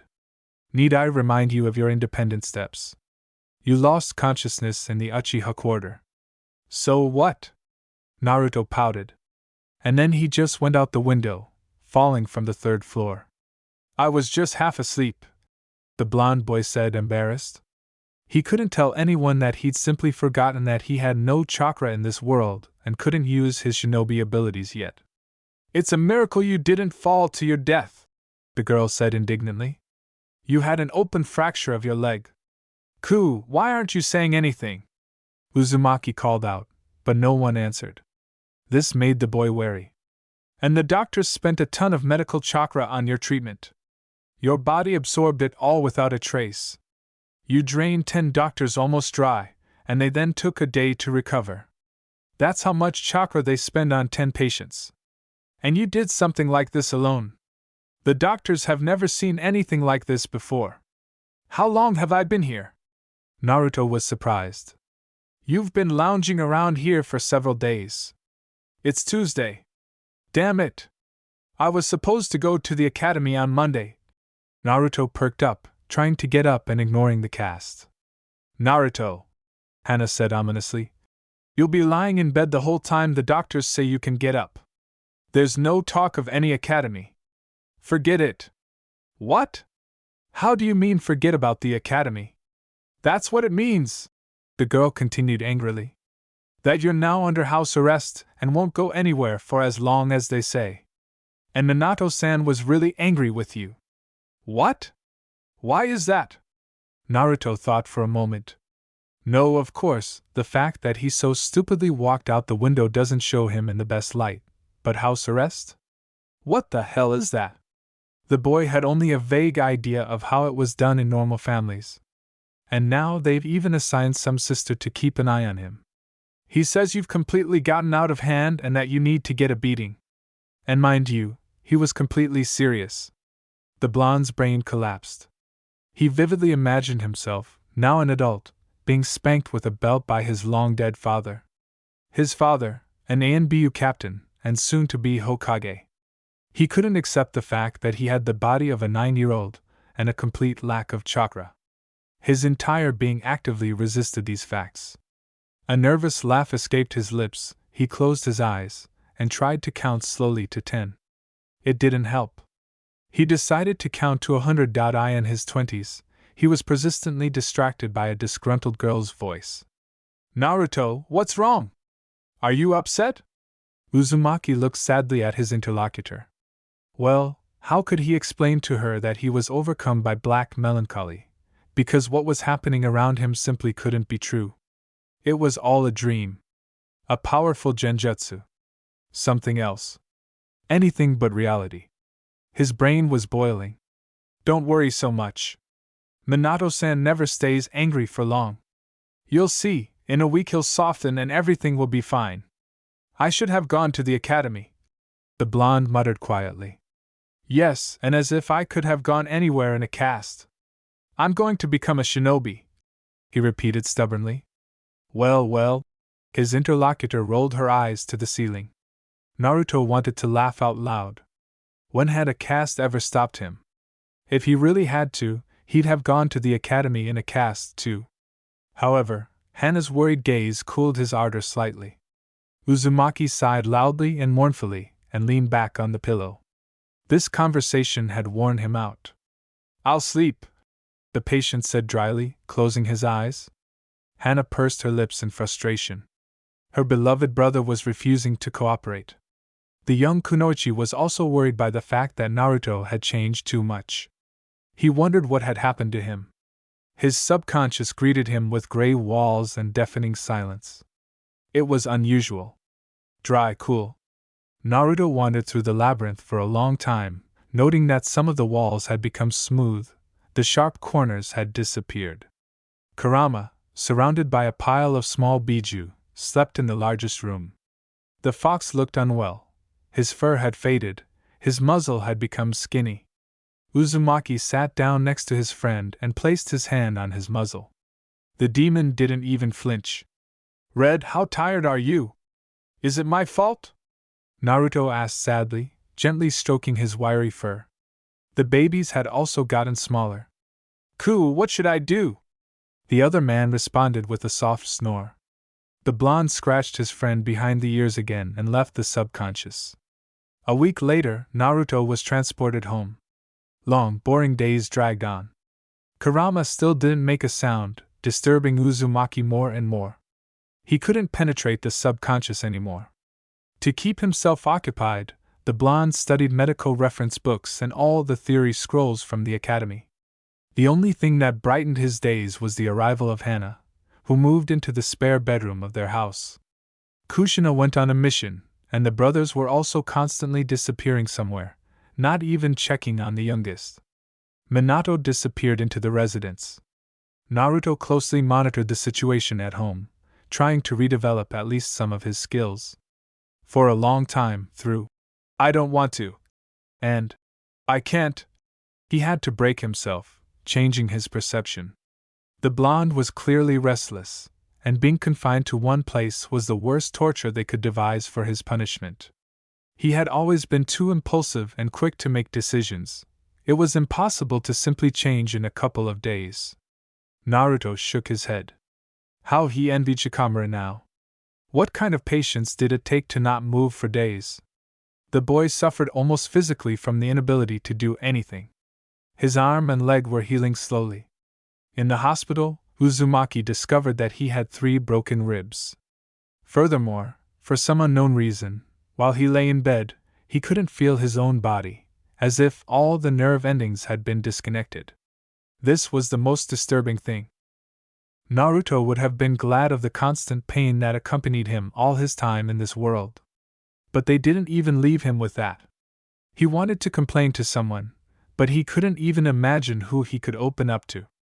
Idleness and loneliness were driving him crazy. Uzumaki was ready to howl with boredom and throw himself at the walls in despair. Hana had declared a temporary boycott on him. He'd said something wrong to his sister. So the girl settled into a deep pink armchair and silently read a book. Books were already irritating him. This alien detail of the interior was terribly irritating his already frayed nerves. Hana! Hana! Hana! Naruto had been calling his sister in a nasty, monotonous voice for a good hour. She stoically endured, only clenching her teeth tighter. Uzumaki grinned wickedly. Who was even more stubborn? Hana! Hana! Hana! What do you want? The girl screamed, unable to contain herself, throwing the book right at the blonde's face. He deftly caught the thrown object and carefully placed it on the bedside table. I have a favor to ask of you, Uzumaki said seriously. What? Hana glared darkly from her hiding place. Please bring me a handful of freshly picked leaves from the tree. Her red, graceful eyebrows rose ironically. Why do you need it? The red-haired kunoichi asked, puzzled. It is necessary, Naruto answered calmly. The girl stood up, measured the patient with a skeptical look, and, shrugging her shoulders, went to fulfill the request. Having poured a decent pile of green leaves on the blonde's stomach, Hana sat down on the edge of the bed and began to watch his further actions with interest. Why do you need them? I will train what sensei said I almost lack, the blonde answered, thoughtfully examining the leaf against the light. And what is it? Patience, concentration, focus, and chakra. Exactly. That's all you need. The girl perked up immediately, picked up the leaf, and began examining it against the light. Naruto pressed the leaf to his forehead and concentrated. It lingered for exactly a second, then floated smoothly downward. Uzumaki frowned and repeated the action. The result was the same. The blonde bit his lip and repeated the action again. Hana raised her eyebrows and watched her brother with interest. He even stuck out the tip of his tongue in his eagerness. Time after time, the leaf fell back onto the bed, but the boy picked it up again, pressed it to his forehead, and tried to hold on. The kunoichi would have long ago laughed at his attempts to hold on to something with chakra, if not for the expression on his charge's face. The girl had never seen either brother so focused and collected. For some reason, she felt like she was seeing a completely different Naruto, too mature and serious. She liked this new image of her brother more and more. Chapter 9. Dreary weekdays. The arm healed within a month. The leg was worse. The compound fracture required more time to recover. Hana had fulfilled her mission with a vengeance and went home. She lived in the Uzumaki district. It turned out that this was a very well-known family, and many people from his clan lived in Konoha. His little sister also became a veritable fountain of useful information.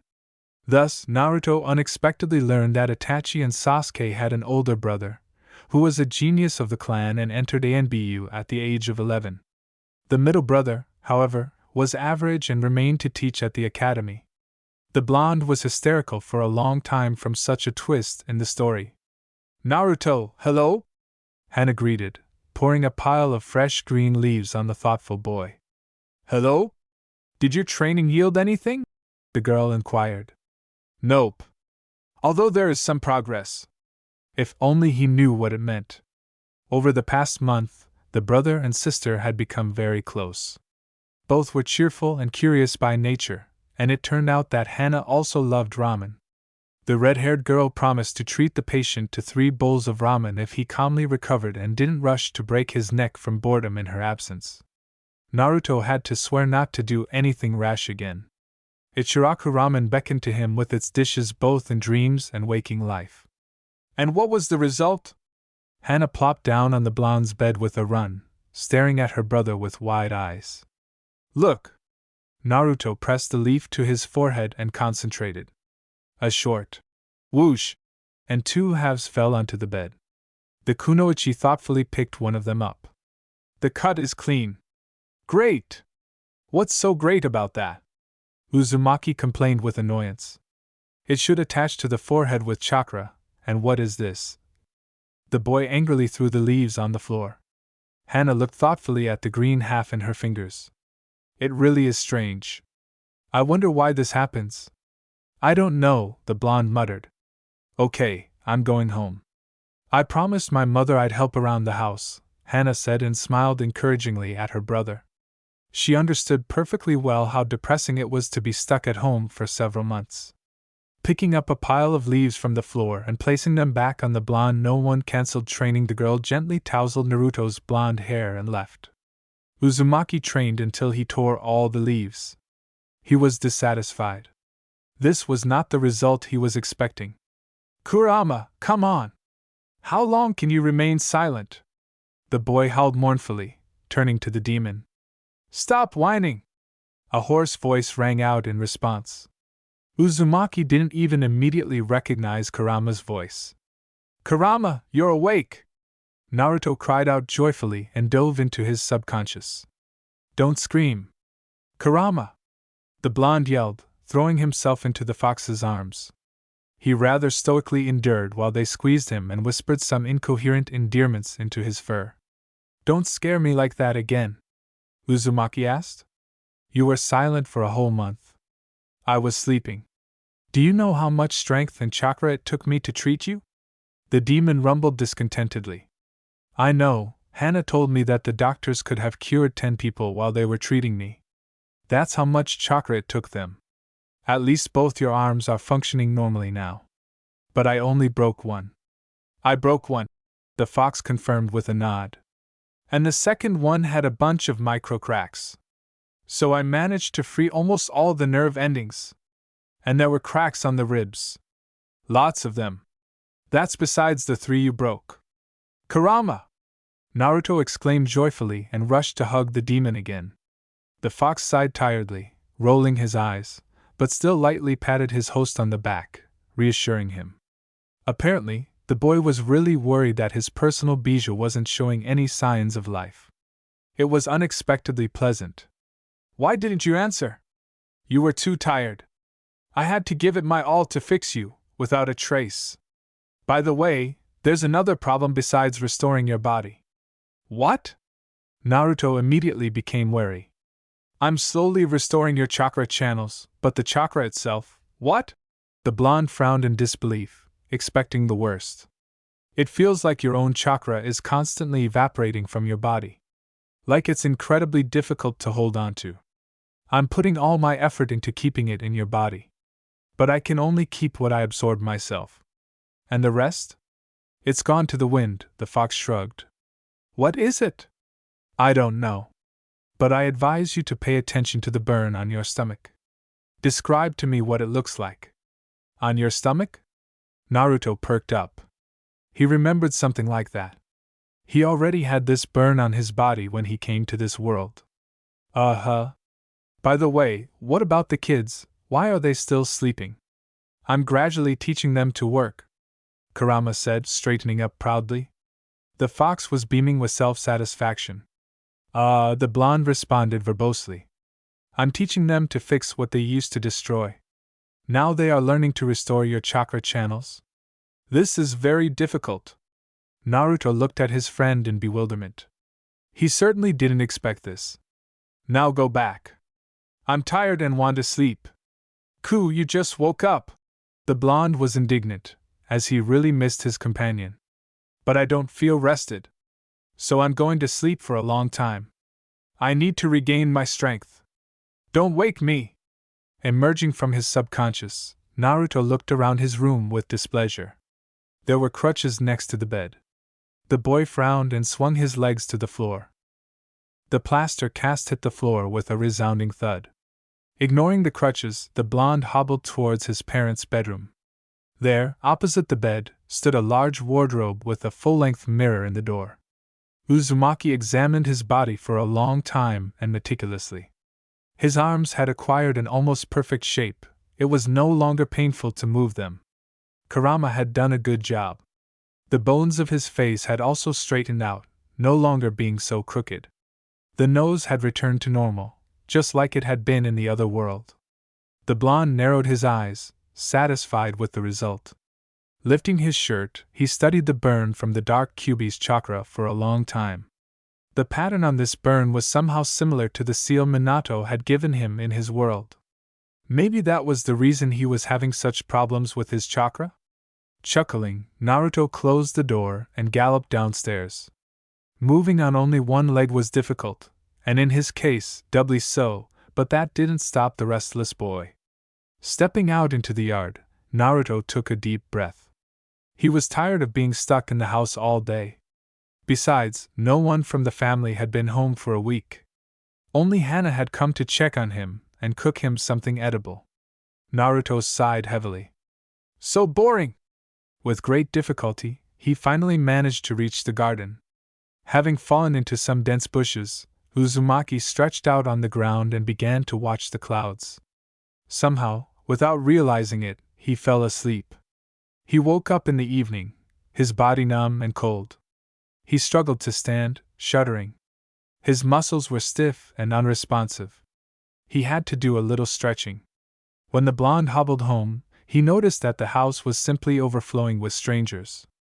Uzumaki stood frozen in the doorway, watching the commotion with wide eyes. Shinobi were scurrying everywhere. His father was yelling at someone. Kushina was giving her eldest sons and a couple of warriors who had fallen under the kunoichi's sway. The blonde watched it all with interest. He wondered what had caused this general madness. "Where is my son?" Minato yelled. Naruto raised his hand, trying to get attention. "Here, cough cough," the boy tried to say, but his throat was hoarse. Apparently, he had caught a cold and his voice was gone completely. "How could you not notice? He couldn't have disappeared from the estate on his own." The yondaime continued to scold someone. But maybe he himself, one of his subordinates, tried to get a word in. Where could he have gone on his own, if his crutches were left in his room?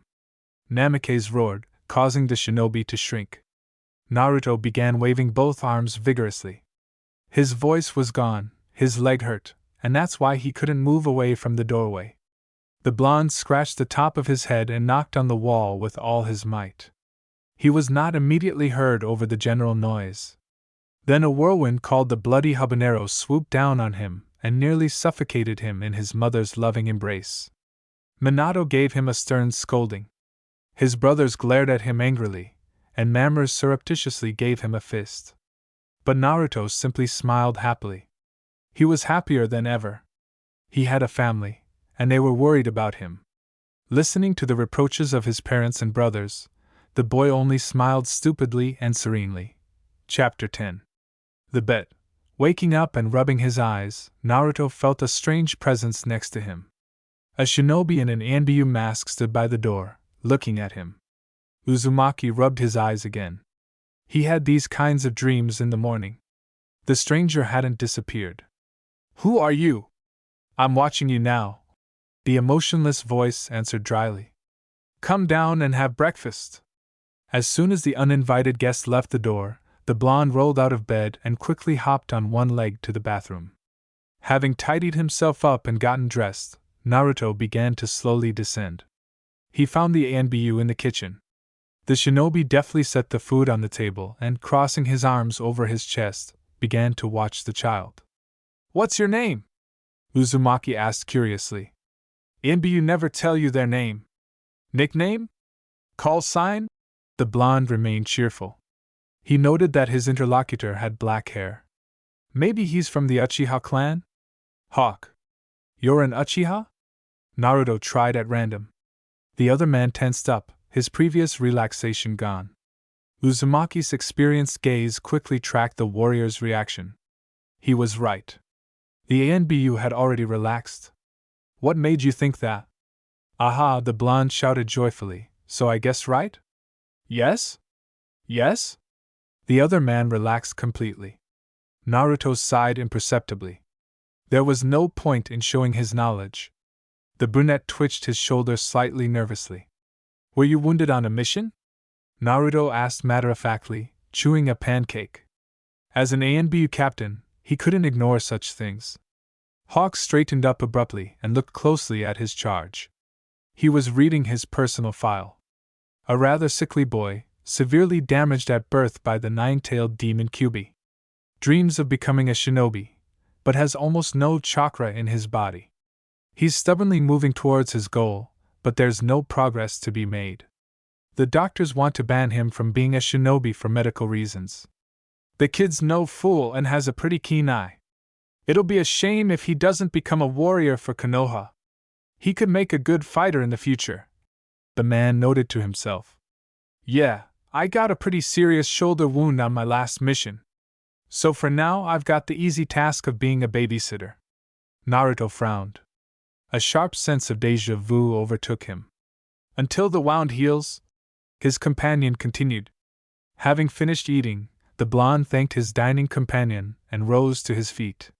His vision was swimming, and a strange weakness had formed in his legs. Grabbing the edge of the table, Naruto began to fall to the side. Hawk caught him right before the floor. Putting his hand to his charge's forehead, the ANBU swore quietly. Why didn't you tell me you had a fever? And I have a fever? The child asked, his eyes wide and dazed, before losing consciousness. That's just what I need. The ANBU said discontentedly, lifting the blonde boy into his arms and carrying him to the bedroom.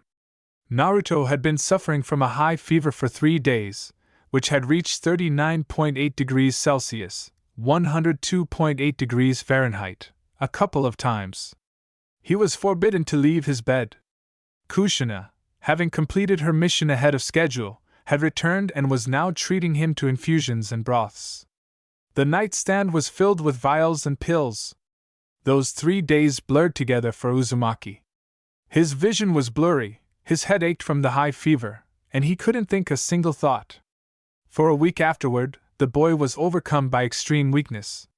Walking to the bathroom and back was a feat on the one hand. This condition greatly worried his parents, but on the other, they secretly sighed with relief, knowing that at least for a little while, this would deter their son from risky behavior.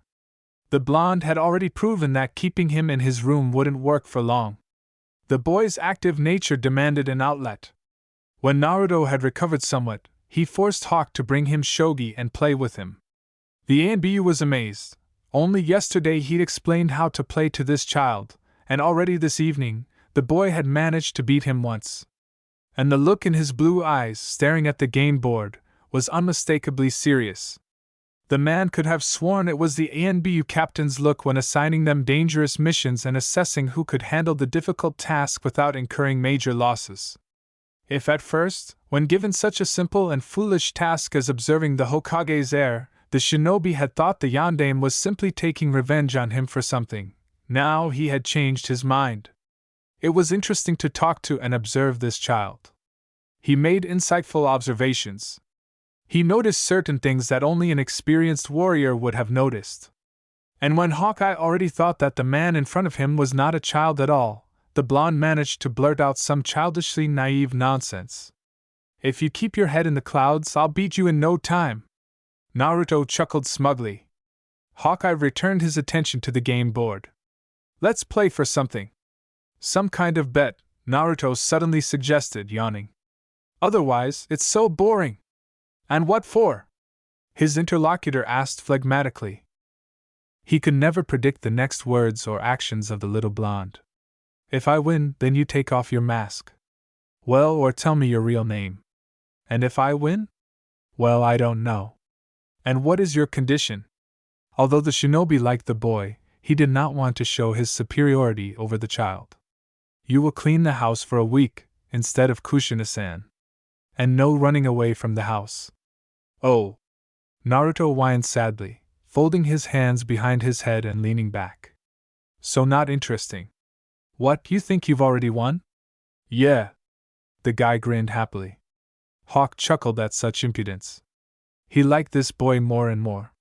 With such impudence and stubbornness, he will go far.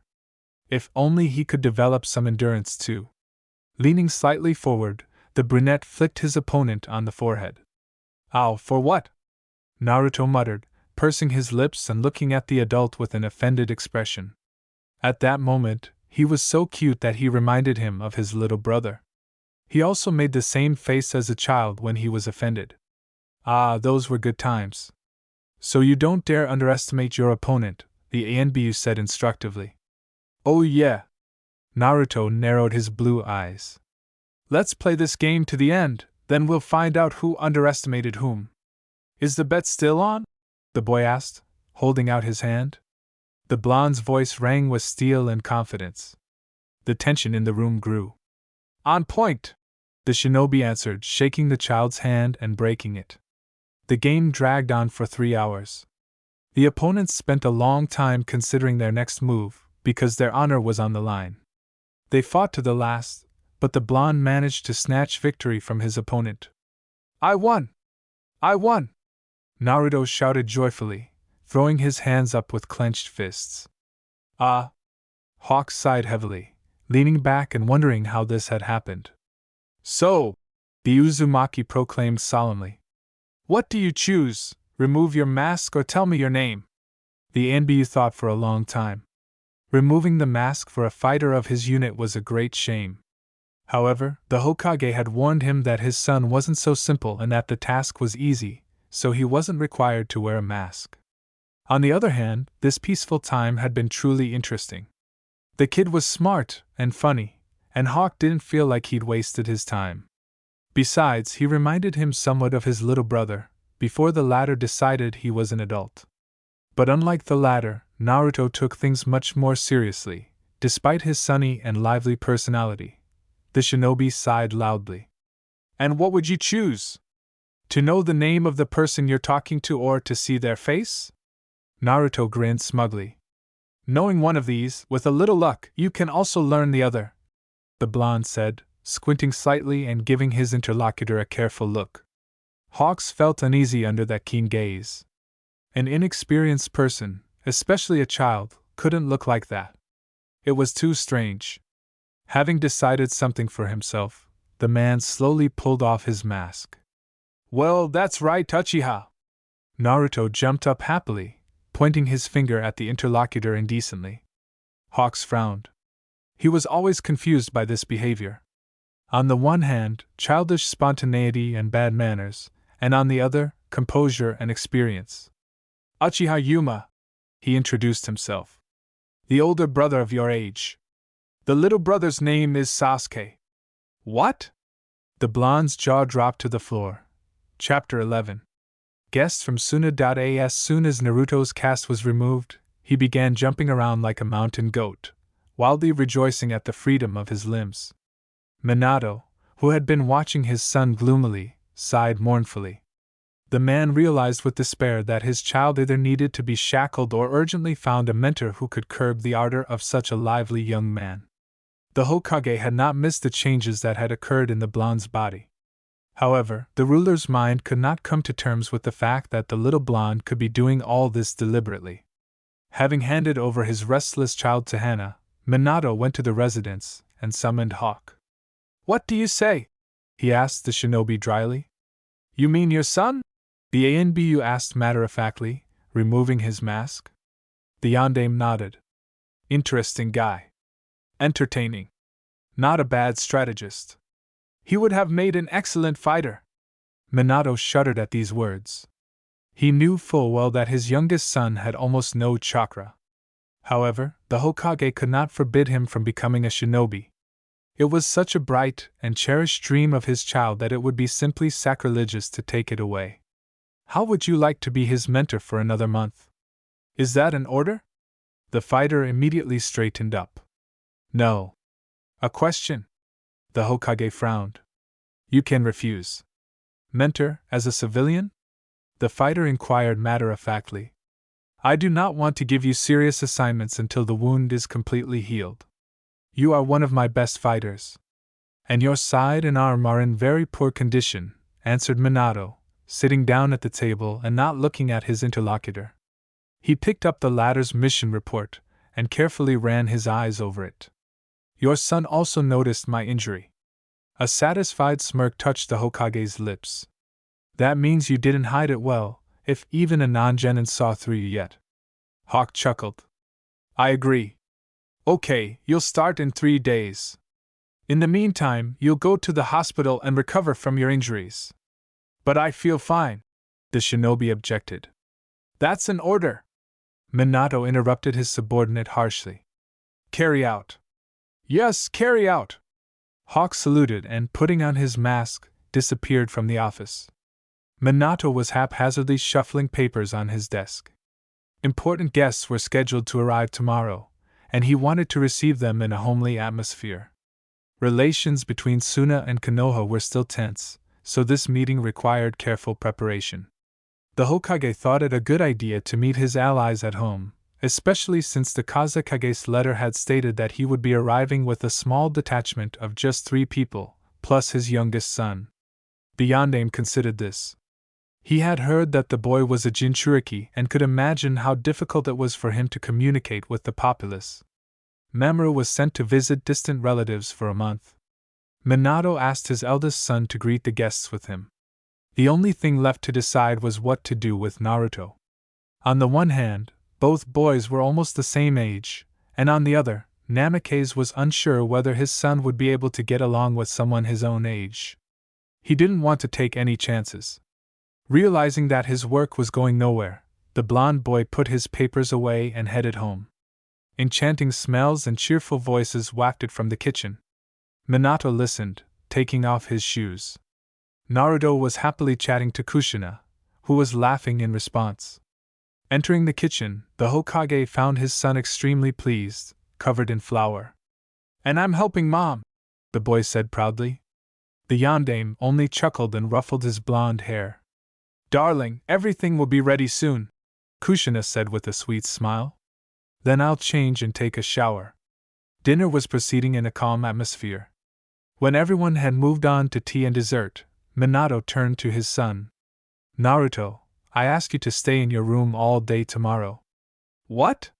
The blonde exclaimed, looking at his father in surprise. Why? We have important guests coming tomorrow. I asked you to stay in your room, the Hokage repeated patiently. Naruto frowned and pouted. Was his father really so embarrassed that he was afraid to even show him to the guests? Angry tears glistened in the child's eyes. I'm full, the boy said sullenly, getting up from his chair and heading upstairs. Naruto! Kushina exclaimed, rushing after the child, but Minato intercepted her hand and shook his head. Let him go! But honey, this isn't fair to him. Mom, let him go. If he's a man, he'll get over it, the eldest son supported his father. Naruto paced the room, his brows furrowed in anger and his huff of indignation. Then he stopped abruptly and smiled slyly. And no one has ever managed to stop me, the boy said with a sly smile and went to bed with a clear conscience. I'll remember all my espionage skills. The Yondaime Kazekage arrived promptly at 12. Entering the house of the ruler of Konoha, he politely greeted his hosts. All the travelers were wearing the standard attire of a sand shinobi. Beige jackets with 2 large pockets and many small ones at the bottom. Elongated shoulder pads and medium-sized collars covering the neck. Minato bowed briefly to the guests. Yoshinori-san, allow me to introduce my wife, Kushina Uzumaki, and my eldest son, Taro Namikaze. The Kazekage bowed politely and began introducing his men. He himself was a stately man with a stern gaze. He had pale red hair and brown eyes. Deep wrinkles at the corners of his mouth. He was distinguished from his companions by a thin gray scarf tied around his neck. A cylindrical bag was attached to his hip. Baku, my personal bodyguard. A tall man stepped forward and bowed briefly. One side of the fighter's face was covered with a white cloth, and his entire head was wrapped in a bandage. Yashimaru, my confidant and right-hand man. A feminine-looking man stepped forward. He had gray eyes with thick, long eyelashes and shoulder-length blonde hair. A bandage covered the lower part of his face. The man bowed deeply and stood in his place. Minato noted out of the corner of his eye that this fighter was a medic nin. His medical bag and somewhat mechanical movements gave him away. The Hokage knew that, despite his frail build, this young man was one of Suna's strongest shinobi and, according to intelligence, was a member of the ANBU. Hayashi, our eternal guide. A man with dark blonde hair, his head completely covered in bandages, stepped forward. His gray-green eyes gleamed predatory. This shinobi was known to be able to find a source of water in any part of the desert and escape alive, leading a squad with him from any sandstorm. My son, Sabaka no Gaara. The boy with short, dark red hair, almost red, raised his heavy, light green gaze to the yondaime.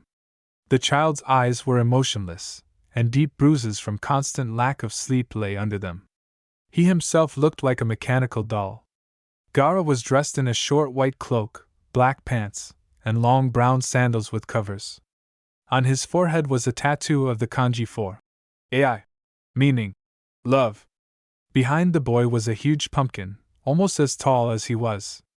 I am glad to welcome you to our village. Minato bowed politely again.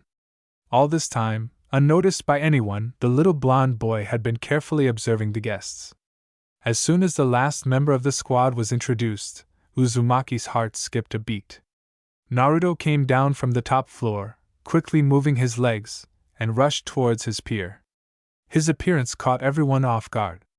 Gaara, you're Akage's son too. How wonderful! The blonde yelled, hugging his friend.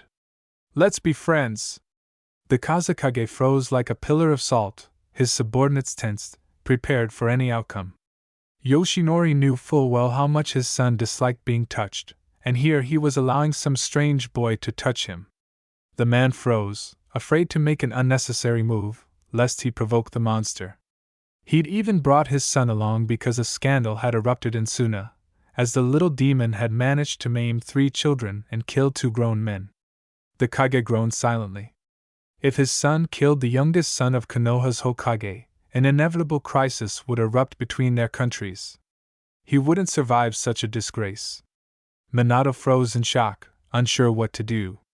Judging by the tension in the boy's companions, he could be dangerous. Namikaze carefully drew a 3-bladed kunai and turned his head toward Kushina. She was listening intently. The Hokage calmed down when he saw his wife was about to perform the demon's subjugation seal. Gaara, his eyes wide, tried to discern the yellow whirlwind that had swooped down on him and was now greedily squeezing him in a tight embrace. What most alarmed the young shinobi was that his san had reacted calmly to such a brazen invasion of personal space, whereas anyone else's would have been torn apart long ago. How wonderful that you came to visit us! I'm so glad! Oh, and you emit the same aura as Mom. Cool! Minato tensed involuntarily at these words. The image of the Kyuubi's chakra bursting from Kushina's body and lashing out at his son's lifeless body was still fresh in his mind. Gaara looked curiously into the boy's blue eyes and was completely taken aback. The boy was genuinely happy to see him, but Sabakuno couldn't understand why. Okay, adults, the cheerful blonde addressed those around him, shocking them even more. I'll show Gaara our village for now, and you can do your adult things here. I promise to return him safe and sound. Briskly shouting his words, Naruto dragged the unresisting boy along. No one dared stop them. The experienced shinobi seemed taken aback by the little blonde's assertiveness. The Kazekage noted to himself that he would be very surprised if the Hokage's youngest son was returned safe and sound after his encounter with that demon. Minato nodded to Taro, who hurried after the younger boys. The Kazekage did the same, sending Yashimaru to watch the children. The negotiations promised to be, if not fruitful, then at least less tense, as both village heads' minds were preoccupied with entirely unrelated thoughts. Minato pondered the dangers of allowing a foreign Jinchuriki to roam the streets of Konoha and what steps needed to be taken to ensure the safety of the residents, since, judging by the reports, Gaara was inadequate. Yoshinori, meanwhile, was calculating the potential damages he would have to pay for the harm his youngest son might have caused in the foreign village. Naruto told Gaara in the trailer, waving his other hand and describing his village. "Oh, do you like ramen?" the blonde asked, his eyes glittering mysteriously. Obakuno shook his head. "We'll fix it," Naruto said decisively, pulling his new acquaintance off somewhere. Chapter 12. Reveal the truth. "Okay, adults," the cheerful blonde addressed those around him, shocking them even more. "I'll show Gaara our village, and you guys go about your adult business. I promise to return him safe and sound." Naruto, shouting his words cheerfully, dragged the unresisting boy along with him. No one dared stop them. The experienced shinobi seemed taken aback by the little blonde's assertiveness. The Kazekage noted to himself that he would be very surprised if the Hokage's youngest son were returned safe and sound after his encounter with that demon. Minato nodded to Taro, who hurried after the younger boys. The Kazekage did the same, sending Yashimaru to watch the children. Both Kage decided to let things slide, or rather, entrust everything to the blonde kamikaze, believing in his strength and hoping for his success. The negotiations promised to be, if not fruitful, then at least less tense, as the heads of both village heads were preoccupied with completely unrelated thoughts. Naruto told Gaara in the trailer, waving his other hand and describing his village. "Oh, do you like ramen?" the blonde asked, his eyes glittering mysteriously.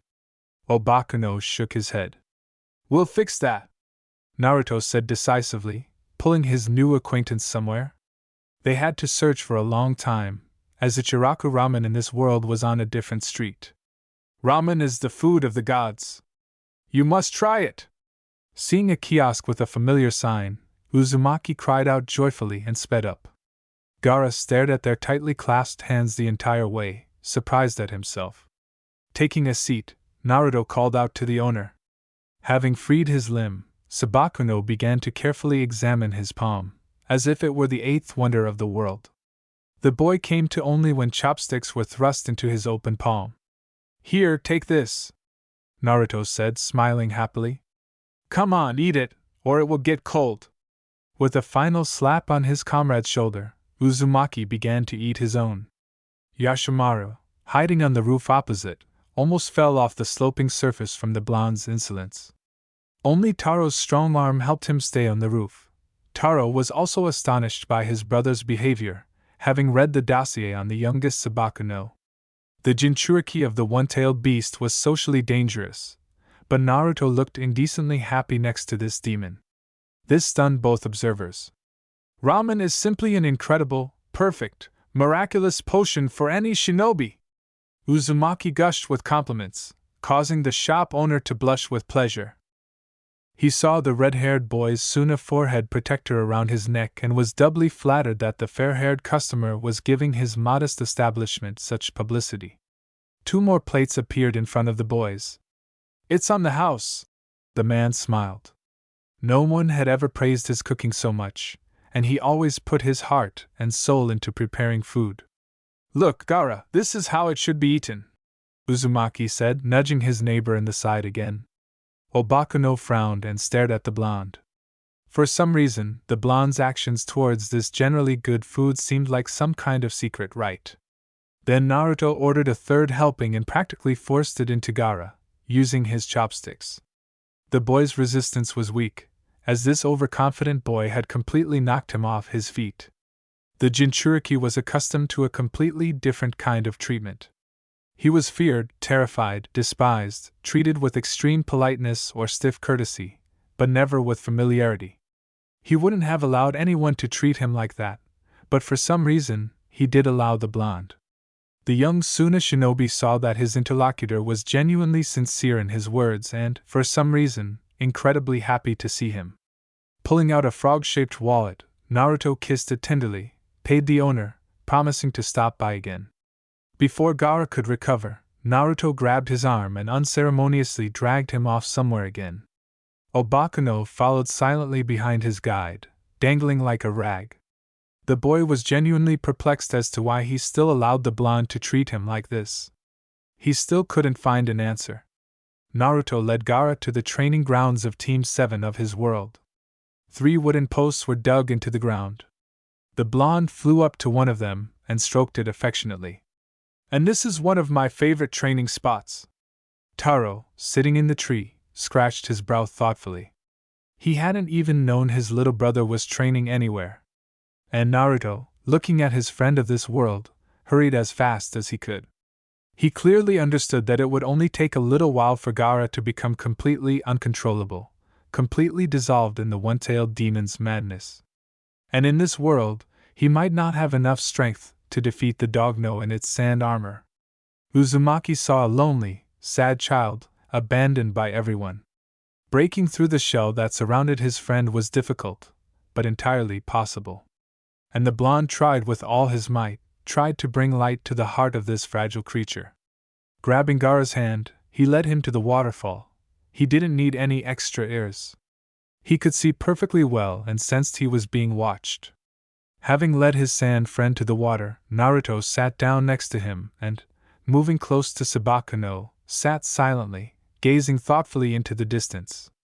The Jinchuriki turned with interest and began studying his new acquaintance's profile, once again confused by the change in his behavior. "You're strange," the sand one suddenly said. "You're talking!" Naruto exclaimed joyfully, crouching down in front of his friend and tightly squeezing his shoulders. Yashimaru almost rushed forward to save the careless blonde, but was stopped in time by the watchful Taro. Taro also wanted to be closer to his little brother, but he decided to trust his own intuition and have more faith in the younger one. He had proven himself worthy of respect. The roar of the waterfall drowned out all other sounds, but Yashimaru saw Gaara say something. It was the first time in several years that the Jinchuriki had spoken to anyone. Just spoken. Usually he gestured for what he wanted, or the sand would do it for him. The shinobi couldn't remember what had happened to silence his nephew, but it had certainly been a sad event. "I'm so glad," Naruto said with a strange sense of relief. "You're very strange," the sand one repeated. These were the first words the Uzumaki had heard from his friend since they'd met. He was pleased to know that he'd finally managed to get his taciturn opponent to talk.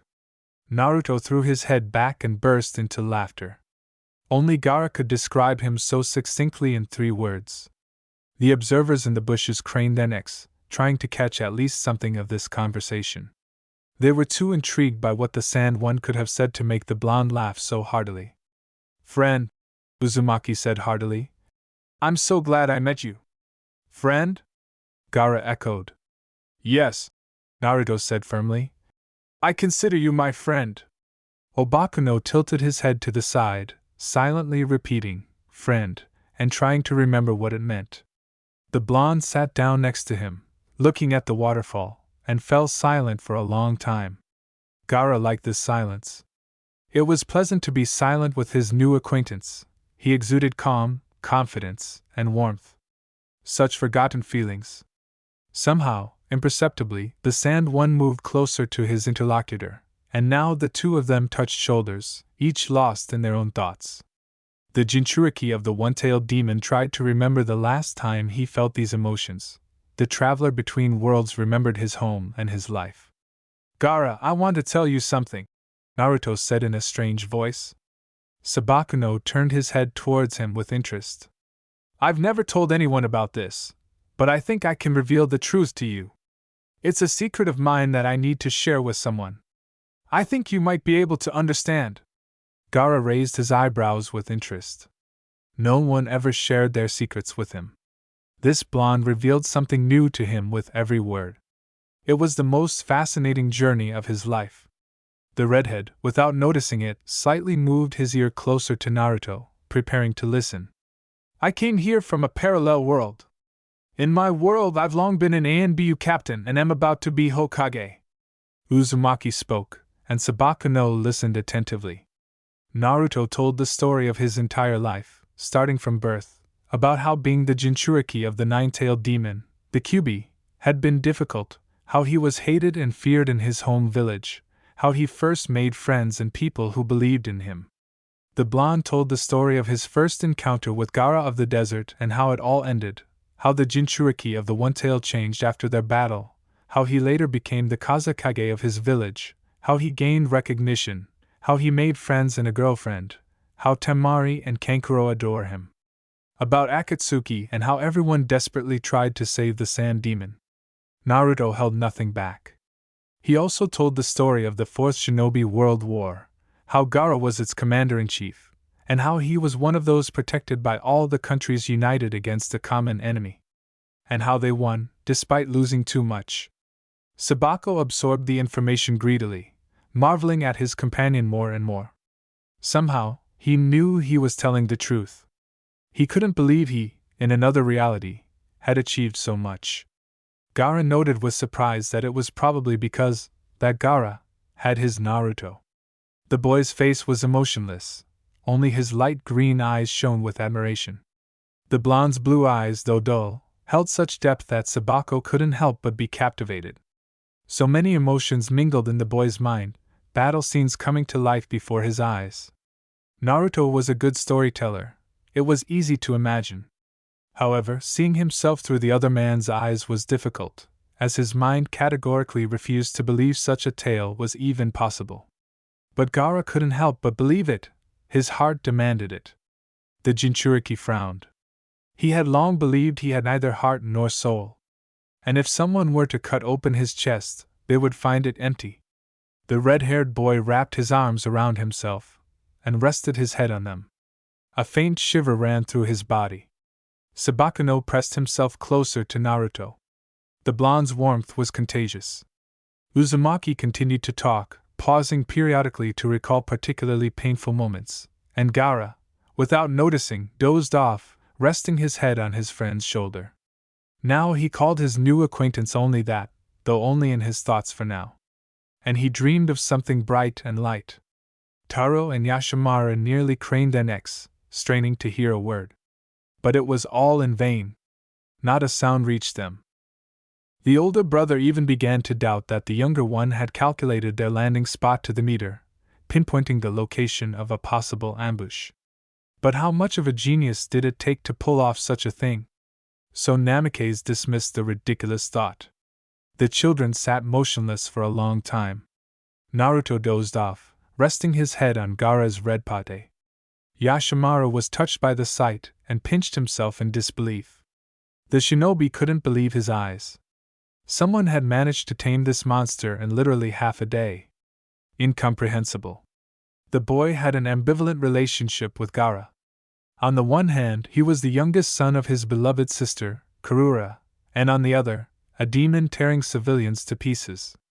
No one knew how to deal with the Jinchuriki, so everyone distanced themselves, protecting their own lives. The boy withdrew into himself, no longer speaking to anyone or allowing anyone near him, not leaving his room for days. Naruto was the first to wake. With a sleepy twitch, he looked around in disbelief. Apparently, he and Gaara had fallen asleep near the waterfall. So that's why it had become so damp and cold. Shaking his shoulder lightly, the blonde tried to wake his friend as gently as possible. He really didn't want to fall under the iron hand of his sleepy neighbor. A sandy coffin and all that, life is short, would have been the inscription on his grave. Uzumaki chuckled nervously. The sound abruptly woke Sabako. Blinking his bleary eyes, the boy didn't immediately understand where he was or why his body felt so relaxed and his head so light. Gaara, come on, wake up! Naruto commanded, gently shaking his friend by the shoulder. Sabakuno's eyes widened in shock and looked at his companion in disbelief. How could he have fallen asleep in the middle of the day in an unfamiliar place? Shikaka never sleeps, and the boy constantly sensed its bloodlust, but from the moment Naruto grabbed his hand, it was as if the whole world had changed. There was no bloodlust now, no quiet voice in his head. Sandstone followed his friend and cautiously reached out to take the blonde's hand. Naruto squeezed the fingers that trustingly touched his palm tightly and smiled approvingly. Gaara was already taking his first hesitant steps toward getting closer to people, and this needed to be supported with all his might. Someone yelped in the bushes. It was Taro who had hit his neighbor on the head, because he was ruining their cover story, pinching himself everywhere, not trusting what he saw. "Oh, I haven't shown you my favorite place yet!" the blonde exclaimed and dragged his comrade up the Hokage mountain. They saw the sun go down, sitting on the head of the Yondaime of Konoha. It was the most beautiful sunset of Gaara's life. After that, they raced like madmen home. At that moment, Naruto acutely regretted that they couldn't climb down the sheer wall with the help of chakra. The two Yondaimes sat in the living room on wide sofas facing each other. Two bodyguards stood behind the Kazekage, and two masked Anbyu stood behind Minato. Kushina sat next to the Hokage, smiling welcomingly at the guests. The front door slammed open, causing the shinobi to jump and draw their weapons. Naruto, unperturbed, entered the house, dragging Gaara along with him, holding his hand tightly. He quickly scanned the premises and greeted him politely. "Here, I'm returning you safe and sound, just as I promised." "And I always keep my promises," the blonde announced cheerfully, pulling his comrade closer. The Kazekage ran his gaze over the boy's body, searching for any injuries. He couldn't believe it was possible to spend an entire day with his youngest son without suffering. However, Gaara, too, lacked his usual bloodthirsty aura, as if Shikaku had fallen asleep. This was unusual. Perhaps it was because this child's mother was a Jinchuriki, and he was accustomed to constantly being around a powerful demon. You're not planning on going out at night, are you?" Naruto asked. "No," the Kazekage replied cautiously, eyeing the little blonde warily. He had already realized that he could expect all sorts of surprises from this boy. "Oh, great! Then Gaara will be sleeping with me in my room," Naruto informed everyone. "You can pick him up in the morning." This was said so decisively and in such an authoritative tone that again no one stopped them. "And my room is upstairs. I think you'll like it there," was heard already on the stairs. "And there's plenty of room." Taro and Yashimaru appeared in front of the Kage, out of breath. Both observers had extremely stunned expressions and wide eyes. "Well?"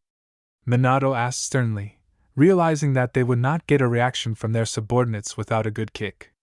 "Everything is great," Taro answered, not believing himself, and made some kind of vague gesture in the air with his hand. "Yashimaru?" the Kazekage asked sternly.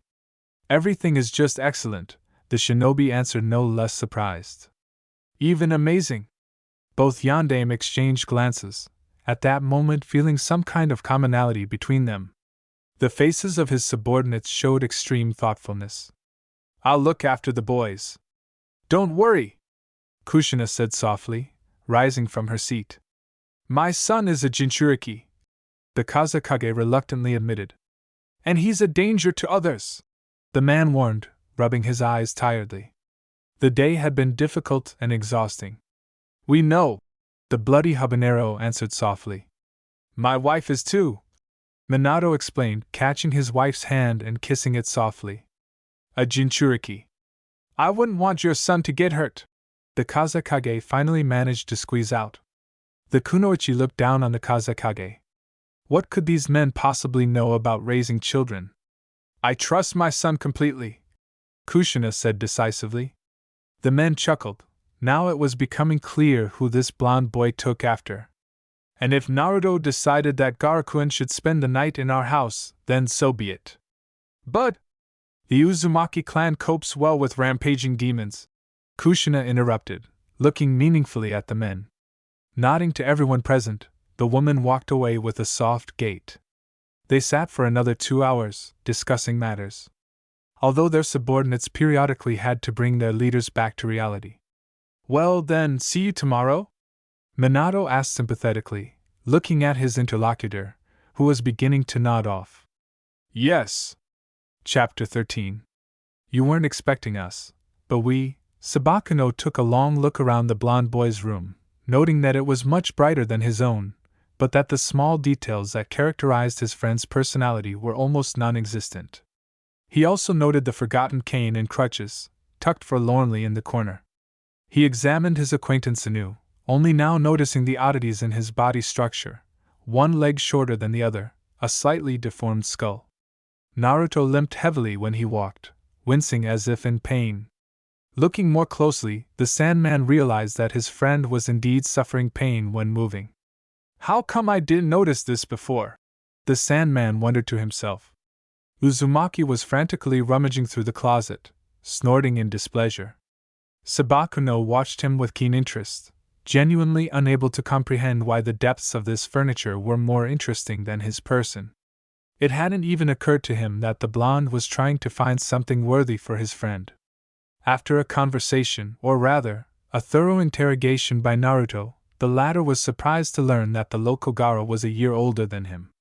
However, he had been born premature, 7 months into Karura's pregnancy, which is why he was so small.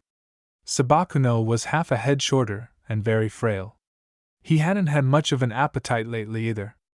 Naruto threw up his hands, shook his head, and advised him to stock up on instant ramen cups. Hearing that the blonde had one answer to every problem, ramen, the Sandman smiled faintly for the first time.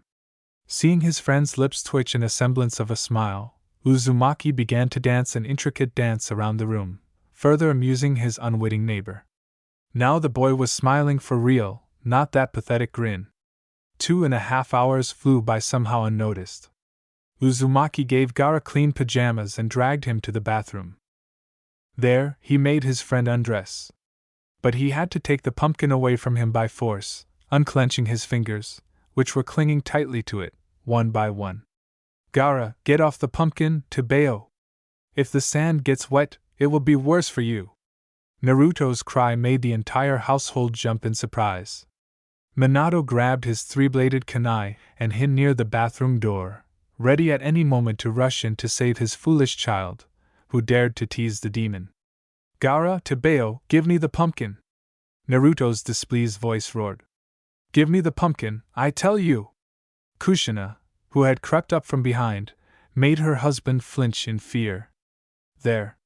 Well done! Naruto declared in a satisfied voice. Darling! The kunoichi whispered in her husband's ear. Believe in our son! He can handle it! With a heavy heart, Namikaze had to resign himself to the fate of being a bystander. Handing over his weapon to his wife, the Hokage strode to his bedroom with grim determination. No matter what anyone said, he was genuinely worried about his youngest offspring, who always managed to find trouble wherever he went. After a good soak in the bathroom, the boys returned to Naruto's bedroom.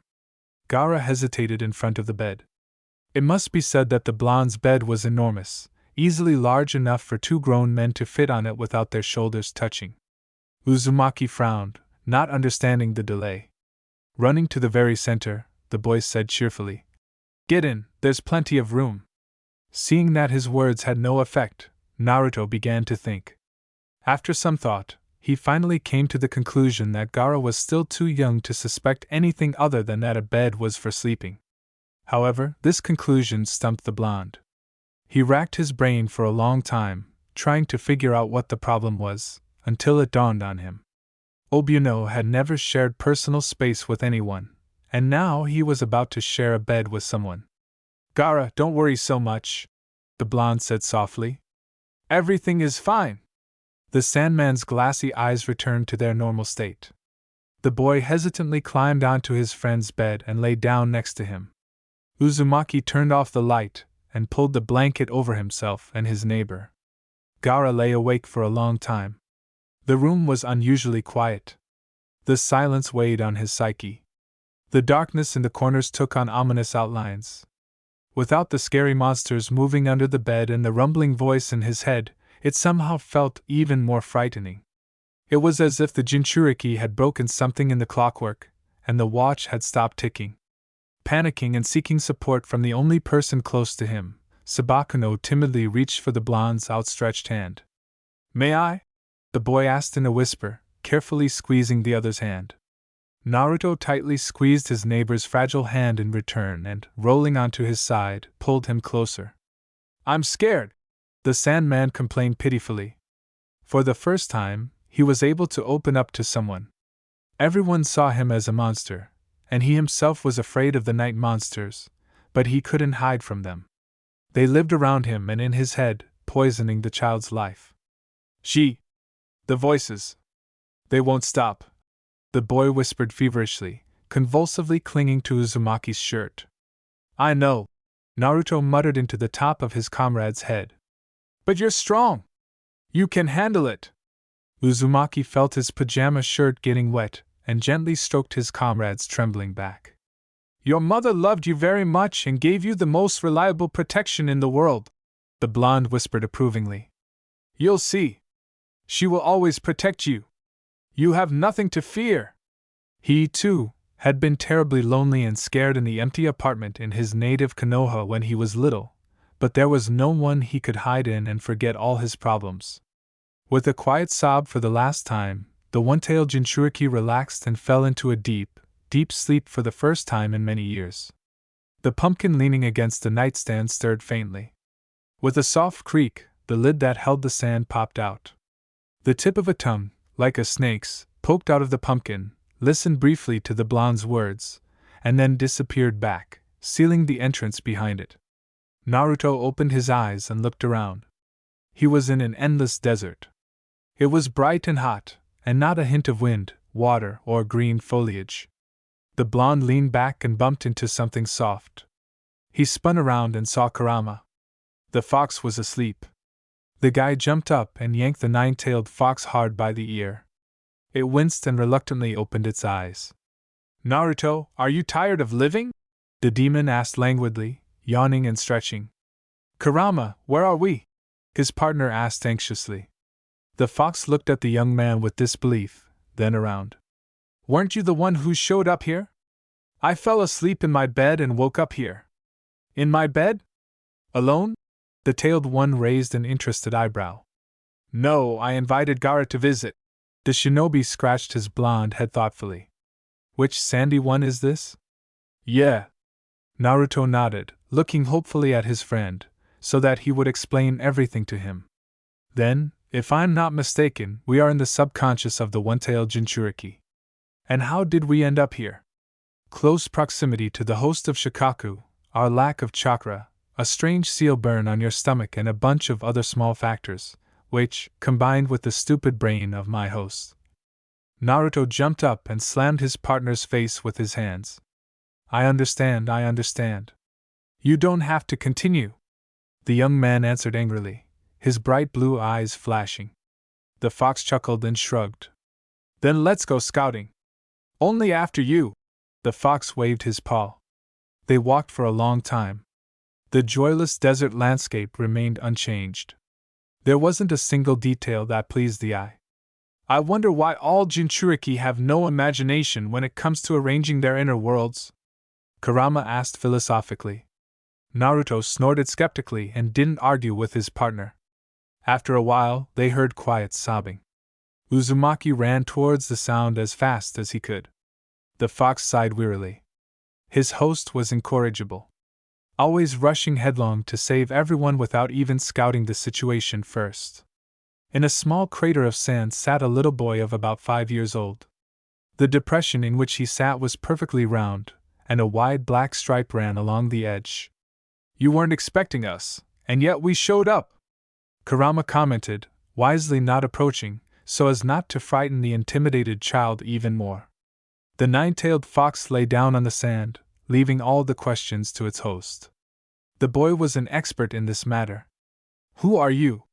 Asked the little red-haired boy, stopping crying and looking warily at the strangers. We are your friends. Naruto smiled softly, carefully approaching the black line and sitting down at its very edge, not crossing the line. I have no friends. And you must leave now. It's dangerous here. The sand beneath his feet began to move. A loud, barking laugh filled the air, something whistled past his ear. Naruto, without hesitation, jumped forward, covering the boy with his body. Kurama gracefully jumped to the side. The air projectile disappeared over the horizon. Uzumaki stood up and looked around. What was that? It was Shikaku and its power. The fox answered thoughtfully, approaching the children's hiding place and sniffing the black line. Naruto, did you know that this boundary, the fox pointed with his paw, is similar to your seal from Minato? A barrier? A barrier, Kurama confirmed. That prevents the demon from taking over the host's consciousness. And you, without thinking, crossed the line. The nine-tailed fox grinned happily at something. Something whistled past again. The tailed beast simply ducked. Naruto peered cautiously out from his hiding place, still holding the frightened boy close. Oh, I know that technique. It's wind release, drilling wind projectile, a ninjutsu based on the element of wind. Shikaku sucks in a large amount of air and then blows it out, saturating it with its chakra. When the air projectile takes on a spherical shape, its destructive force will be enormous. Kurama commented melancholically on the actions of his opponent. A terrible cry of rage echoed across the desert. Oh, did someone not like my words? The fox made an innocent face. Ouch! I'll kill! I'll tear you apart! Someone's scream burst out, hitting his eardrums painfully. Crush! The figure of the sand demon slowly grew out of the sand. And here comes Shikaku in person, Kurama introduced, as if he were the master of ceremonies. Uzumaki suddenly giggled at the sight of the sly red muzzle and the vivid picture in his mind. What can you do? He always had a rich imagination. I'll kill! Death! Death to all! Shikaku roared and swayed from side to side. Give me blood! Blood! The Nine-Tails looked into its brother's eyes and noted with disappointment that the Biju's gaze was devoid of intelligence. What a poor vocabulary! Naruto, maybe I should rip his tail off for good? Kurama, do whatever you want. Uzumaki waved invitingly. The fox made hand seals with its paws and drew several symbols in the sand with its tails. The blonde watched in surprise, as it was the first time he'd seen Kurama do this. The Nine-Tails muttered something quietly and lunged at its opponent. A cloud of sand rose, obscuring its vision. Naruto ducked, shielding little Gaara. A howling and a terrible roar pierced his eardrums. Uzumaki only had enough strength to close his own eyes and cover the child's ears, hiding his face in his chest. The ground beneath his feet shifted, so he had to sit down, bracing himself on his knees. It seemed as if a sandstorm was raging around. It was unknown how long it all lasted, but soon everything died down. Near the children's shelter, Kurama lay contentedly, resting his muzzle on his paw and licking his lips contentedly. Shikaku was nowhere to be seen. Did you eat him? Naruto asked, looking around in surprise. No, the fox responded reluctantly. But I absorbed his chakra. Not all of it, but a lot. A tiny Shikaku crawled out from under Kurama's tails. Kill! Blood!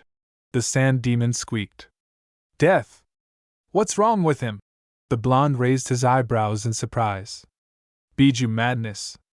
Shikaku is the weakest of us in this regard. So what? Can't he be returned to normal?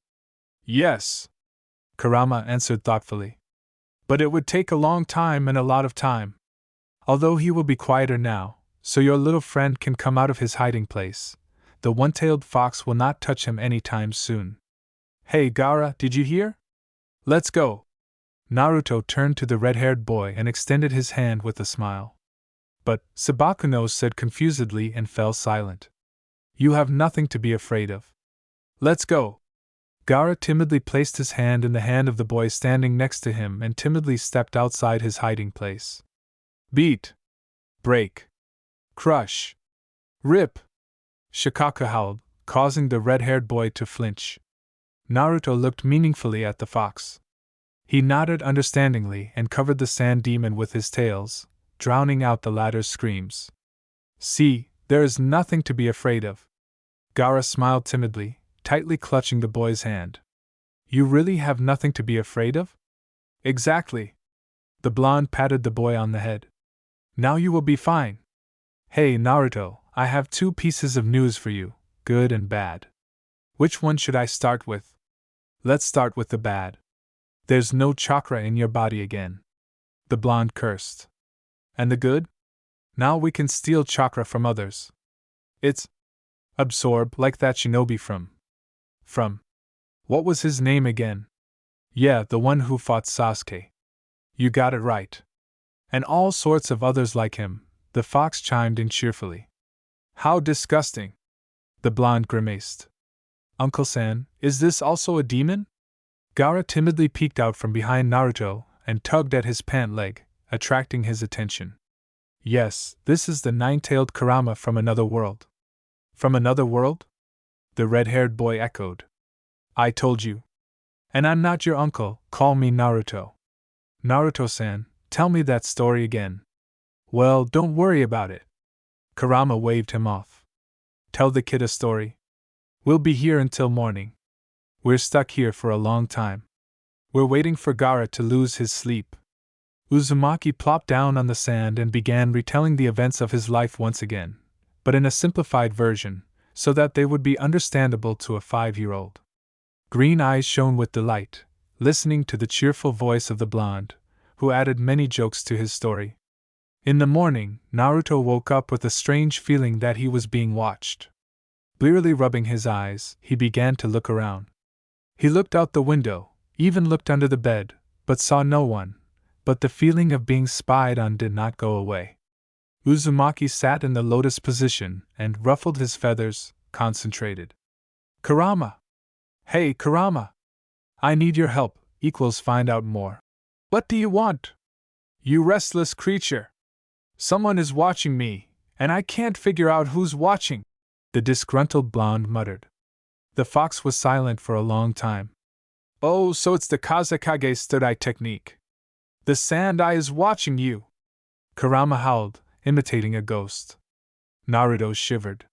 He was still afraid of all evil spirits. And where is it? Above the closet. Just don't look there, Kurama warned, remembering how much Naruto was afraid of ghosts. The blonde immediately raised his head and looked in the indicated direction. Dams! Why am I not surprised? Aya! Naruto screamed, horrified by what he saw. Well, the eye can't exist separately from the body and at the same time move so actively and peer at you intently. Minato and Taro, dressed in their pajamas, and Kushina, in a nightgown, immediately burst into the room, disheveled. The Hokage held 2 triple-bladed kunai each, the older brother 2 tanto, and the bloody habanero, armed only with a slipper, looked more belligerent than the men. What happened? The shinobi shouted in unison. There's an eye! An eye! Naruto screamed, pointing a finger at the closet. The Kazekage's technique was quickly interrupted by a well-aimed slipper. Maternal instincts kick in very quickly when it comes to protecting one's family. The bloody habanero's hair fluttered as if in the wind. Minato, why was that pervert following my child? The kunoichi asked belligerently, advancing threateningly on her husband. The Hokage slowly backed away, looking for an escape route. Taro scowled at Naruto and looked warily at his mother. Knowing Kushina's personality well, the boy knew he could get into trouble just for keeping her company. Gaara raised his head from the pillow at the cry, his eyes sleepily opening. He stared blearily at the unfolding battle for a long moment, blinking in confusion.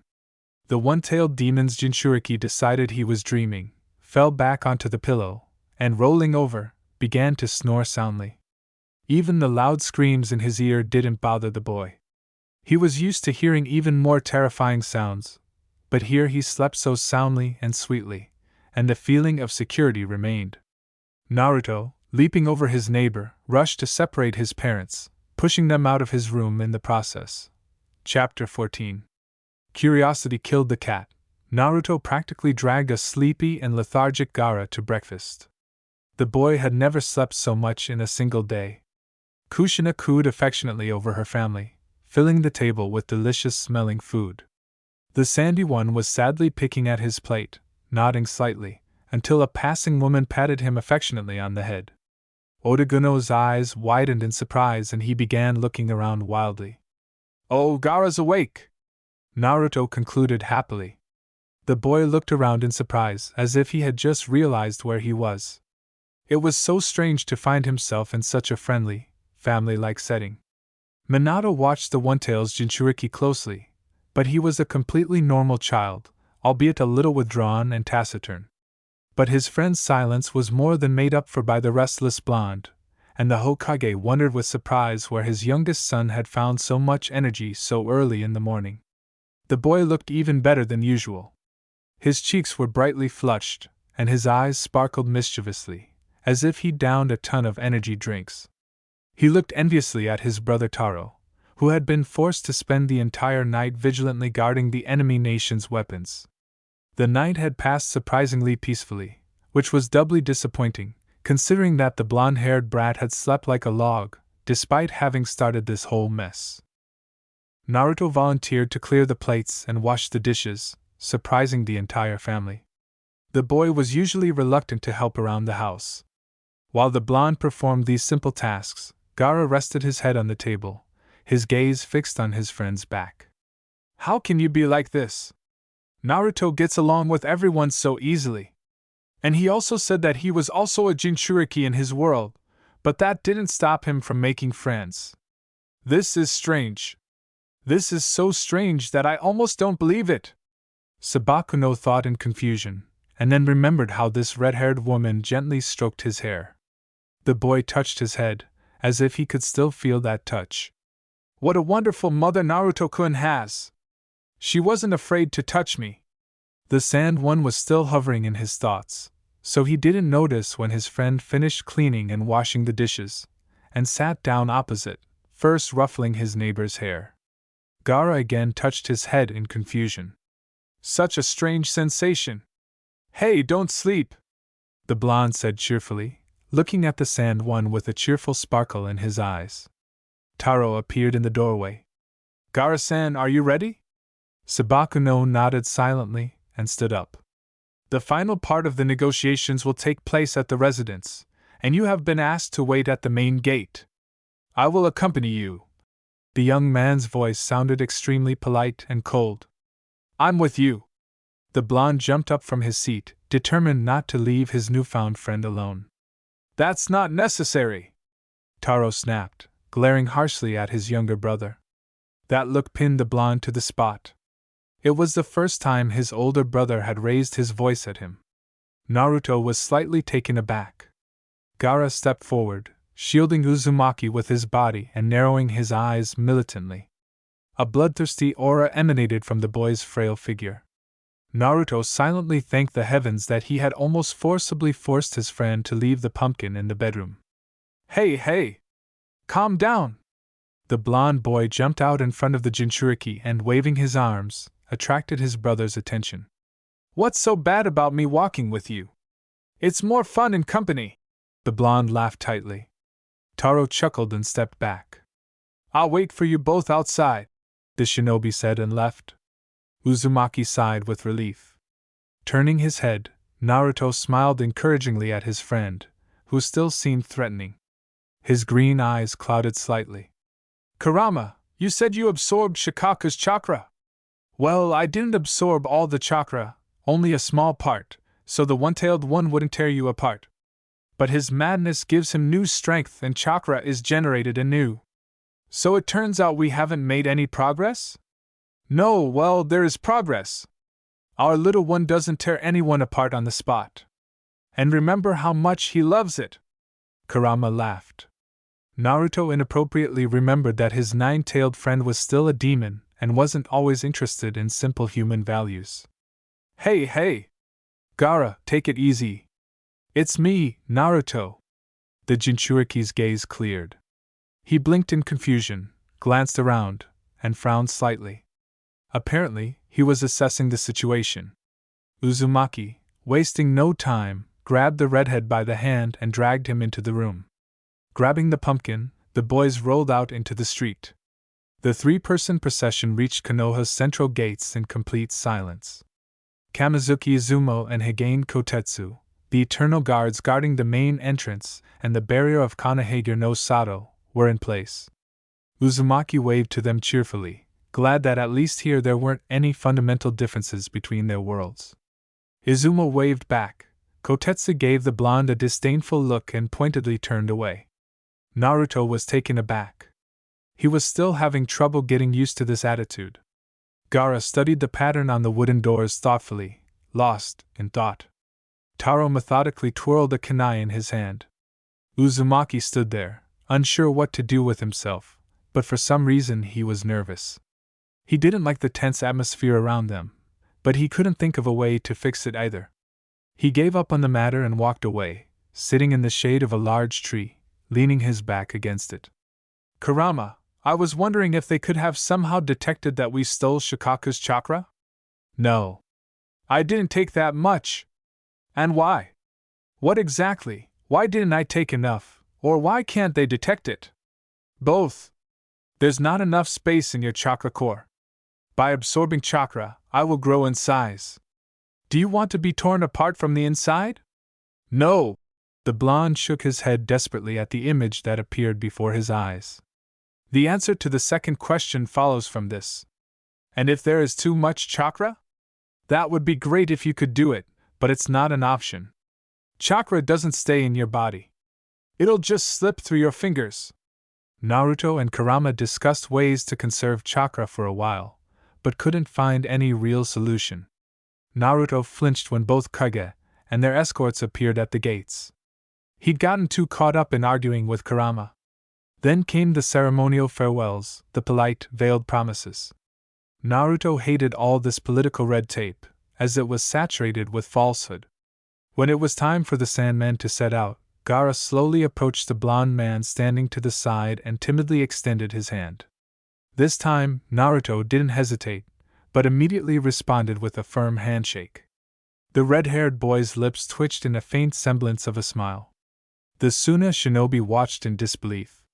The mad demon recognized someone. When the guests had moved a respectable distance away, Minato turned a stern gaze on his youngest son. Naruto, for disobeying my request, you will be under house arrest for a whole month. Is that clear? Uzumaki struggled for a long time to remember what he had broken.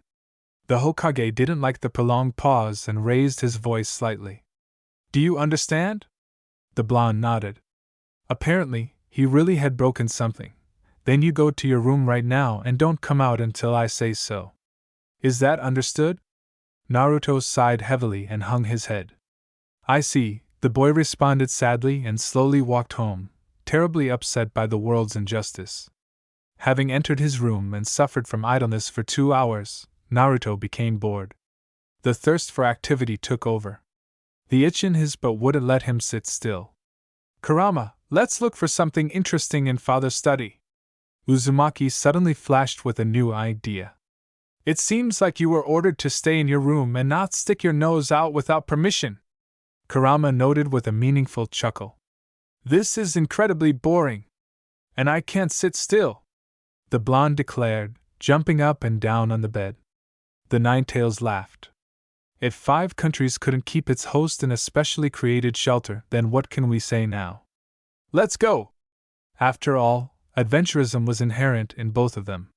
In front of the door to his father's office, Naruto froze and looked with interest. Kurama, do you see? Aha! How many seals and barriers are there? The fox whistled. Can you help with this? Wait a minute. The Uzumaki did it! What? You idiot! Study history instead. Or better yet, go study with your own Uzumaki clan, learn Fuinjutsu. Sealing and barrier techniques? The blonde drawled thoughtfully. Aha!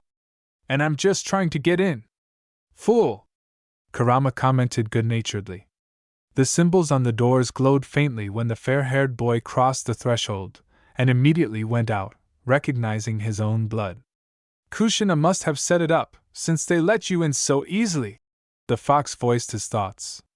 Or maybe I often climbed in here as a child. This is my father's sacred study, where children are not allowed to enter. And as you know, forbidden fruit is sweet. Wow! What knowledge! But a sensible idea. And so 3 generations of children tried to take Minato's study by storm, so the mothers of these stupid and restless creatures had to soften the barrier so that the children would not suffer. Reasonable. What a wise woman! I don't see anything interesting. Uzumaki sighed in disappointment. Oh, the toad summoning scroll!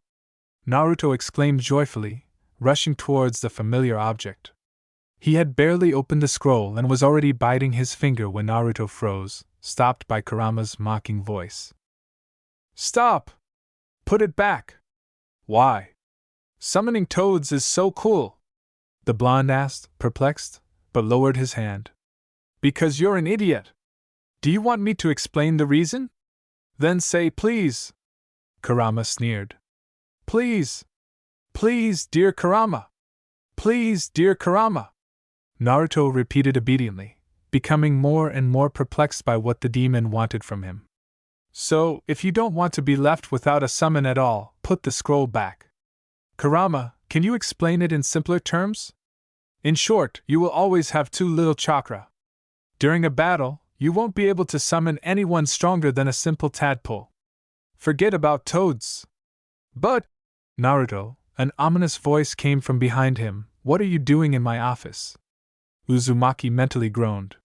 He hadn't thought about the alarm. The famous yellow lightning technique allowed the yondaime to appear at any time anywhere in space where a special seal was placed. Naruto slowly turned and met his father's gaze. The older blonde's eyes blazed with anger and irritation, and his entire demeanor promised his son all the circles of hell right there on the spot. Chapter 15. And the world cracked in half. Rethinking the essence of the universe, Naruto lay on his bed, suppressing angry tears. His mind knew he was still a powerless 9-year-old in this world, but deep down he was terribly hurt. And he'd gotten what he deserved. But it was a great shock that one of his parents had even raised a hand against him. Perhaps he'd overestimated his parents, since he'd never really known them and their encounters had been fleeting. Minato and Kushina were unattainable, ideal people in his imagination. He'd attributed the best qualities to them. Dreaming is allowed. Reality turned out to be somewhat different. He, a grown man, an ANBU captain and soon-to-be Hokage, had received a spanking from his own father, who, it seemed, wasn't even really his own. He'd felt how weak and unprepared he was when he'd run as fast as he could from the enraged yondaime. However, he couldn't do anything about the seal Minato had placed on him. The fugitive was caught 3 minutes later, before he could even leave the house. Unable to use chakra, Naruto was immobilized in an instant and subjected to a humiliating punishment. The punishment was perfectly acceptable for a small child, the Nine-Tails host tried to convince himself, but he still couldn't accept it. His cold mind and turbulent emotions clashed, each vying for control. Something pressed in his chest, fiery serpents ran through his stomach, and his solar plexus was twisted into a tight knot. The world was cruel and unfair. A dark depression washed over the boy. Another world, once again without friends, no skills. And the pain in his nerves had returned. The Nine-Tails noted that this was because Naruto had ignored the needs of his fragile body for so long, and now it had returned to its owner 100-fold. I'm a loser! Uzumaki howled into his pillow, furiously gnawing on the edge of the pillowcase. His dry, bloodshot eyes glared at the opposite wall. Kurama had fallen asleep peacefully, allowing his partner to release all the negativity and pent-up tension in solitude. Everyone goes through hard times. Naruto couldn't calm down. He'd been beaten, of course, and humiliated before. But not like this. For some reason, the realization that his own family had done this to him hurt the most. Uzumaki felt betrayed. His own thoughts were confusing. However, what bothered the blonde most was the moment when Minato activated his spatial movement technique and their chakras touched. Something strange began to happen to his body. And this uncontrollable anger that was gripping him. Uzumaki wiped the sweat from his face. He was sweating too much. Something strange was happening to him. He couldn't concentrate. The boy tried to calm down, to gain control of his emotions. It wasn't working. Naruto wiped his lip and forehead with the back of his hand. Sweat clouded his vision. Everything around him seemed hostile towards him. And those behind the door were especially worrisome. Naruto noted that he had never been prone to paranoia, but now. What was happening to him? Uzumaki tried to rise on trembling legs and immediately collapsed back onto the bed. It was as if all the strength had been drained from his body. His temperature soared, spreading heat throughout his body. Naruto wanted to scream, to call for help, but his throat was constricted in an iron grip. His larynx was raw, as if it had turned into a desert. All he could manage was a quiet wheeze.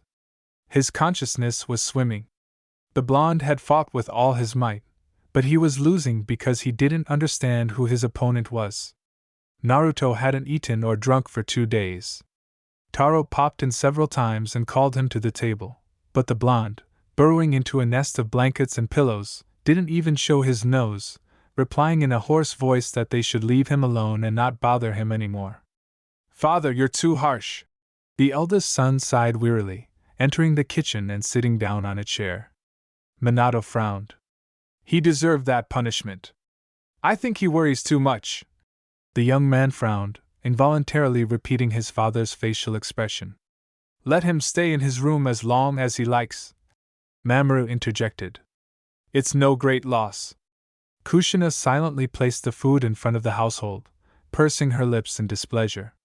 She agreed with her husband that completely ignoring a parent's words deserved punishment, but her mother's heart bled from the injustice of such a thing.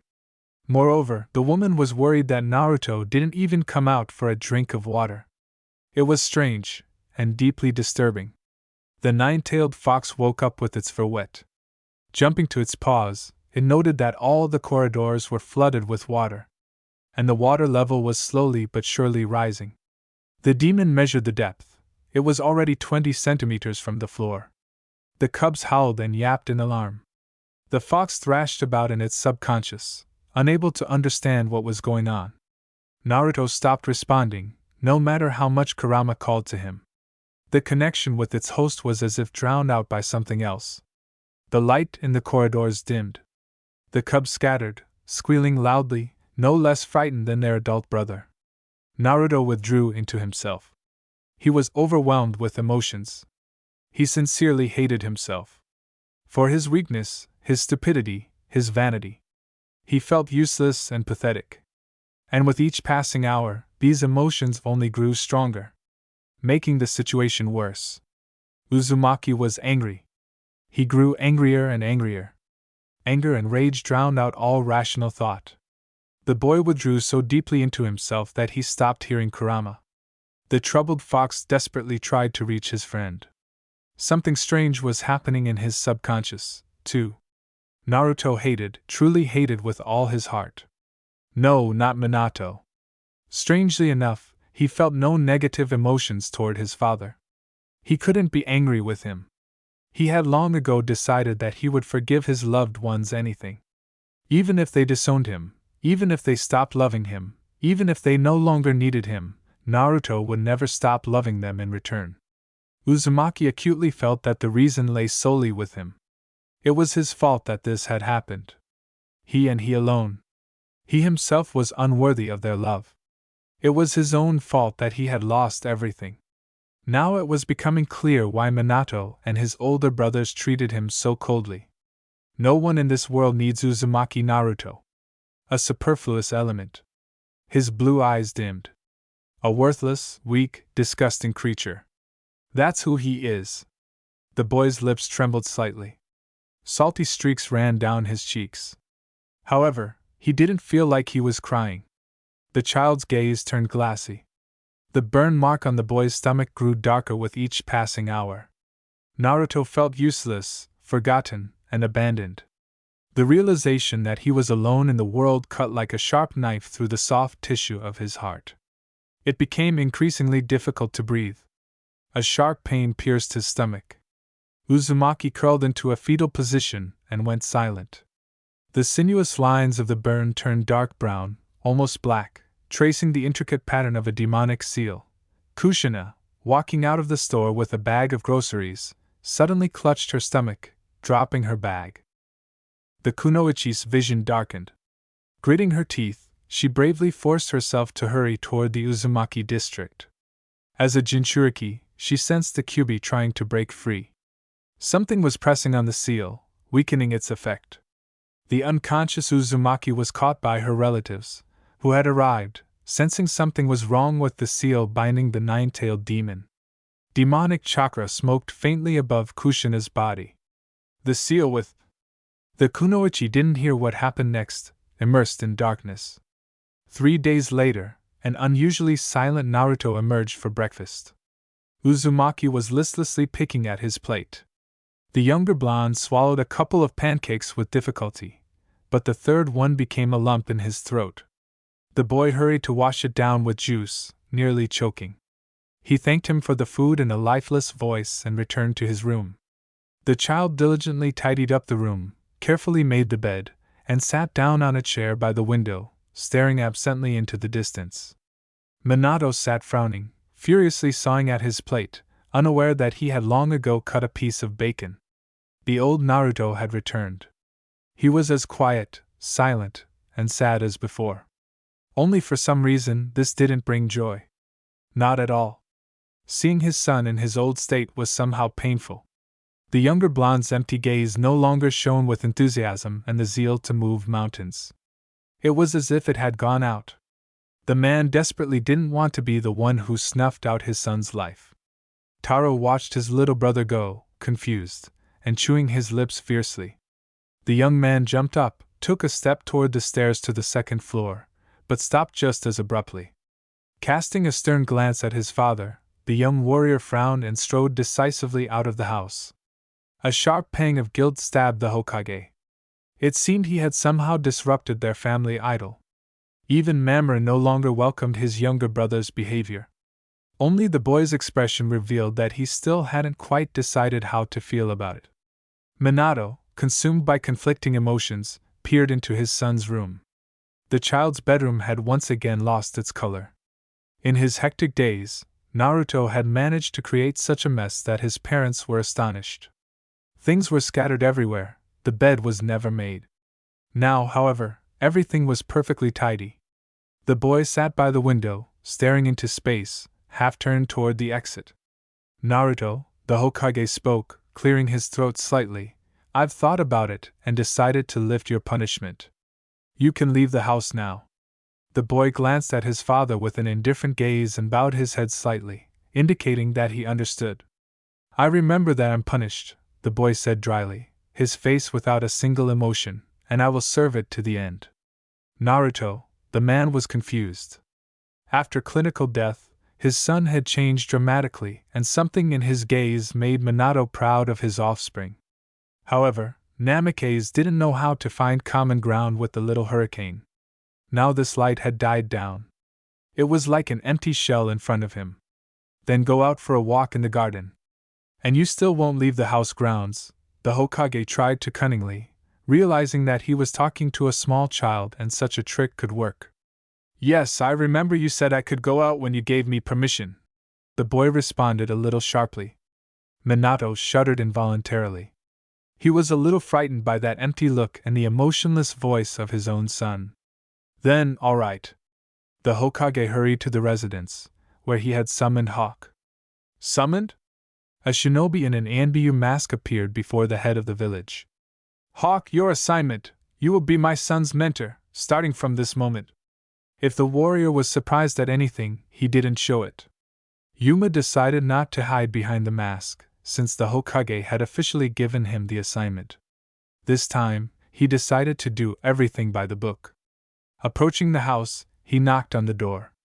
After some time, it was opened. Good afternoon, the shinobi greeted politely. A small blond man stood on the threshold, staring intently at the guest, then turned and went into the kitchen. The Uchiha was slightly taken aback by such a warm welcome and hurried after his young opponent. Something in the boy had changed dramatically since their last meeting. Tea? Naruto asked dryly. Yuma was struck by the lack of emotion in the child's voice. His dull blue eyes had become almost gray. Without waiting for a response from his guest, the boy brewed 2 cups of green tea. The Uchiha took a sip of the scalding drink and grimaced at how bitter it was. The blonde sipped his tea with the most phlegmatic expression, not noticing either the heat that burned his throat or the taste. The silence was oppressive. Perhaps we should go practice? Yuma suddenly suggested, trying to shake the boy awake. Naruto silently put the cups away and went to the training grounds behind the house. We'll practice throwing kunai and shuriken. The Uzumaki meekly followed all of his mentor's instructions. On the one hand, one should have been pleased with such obedience, because the boy followed all the instructions to the letter.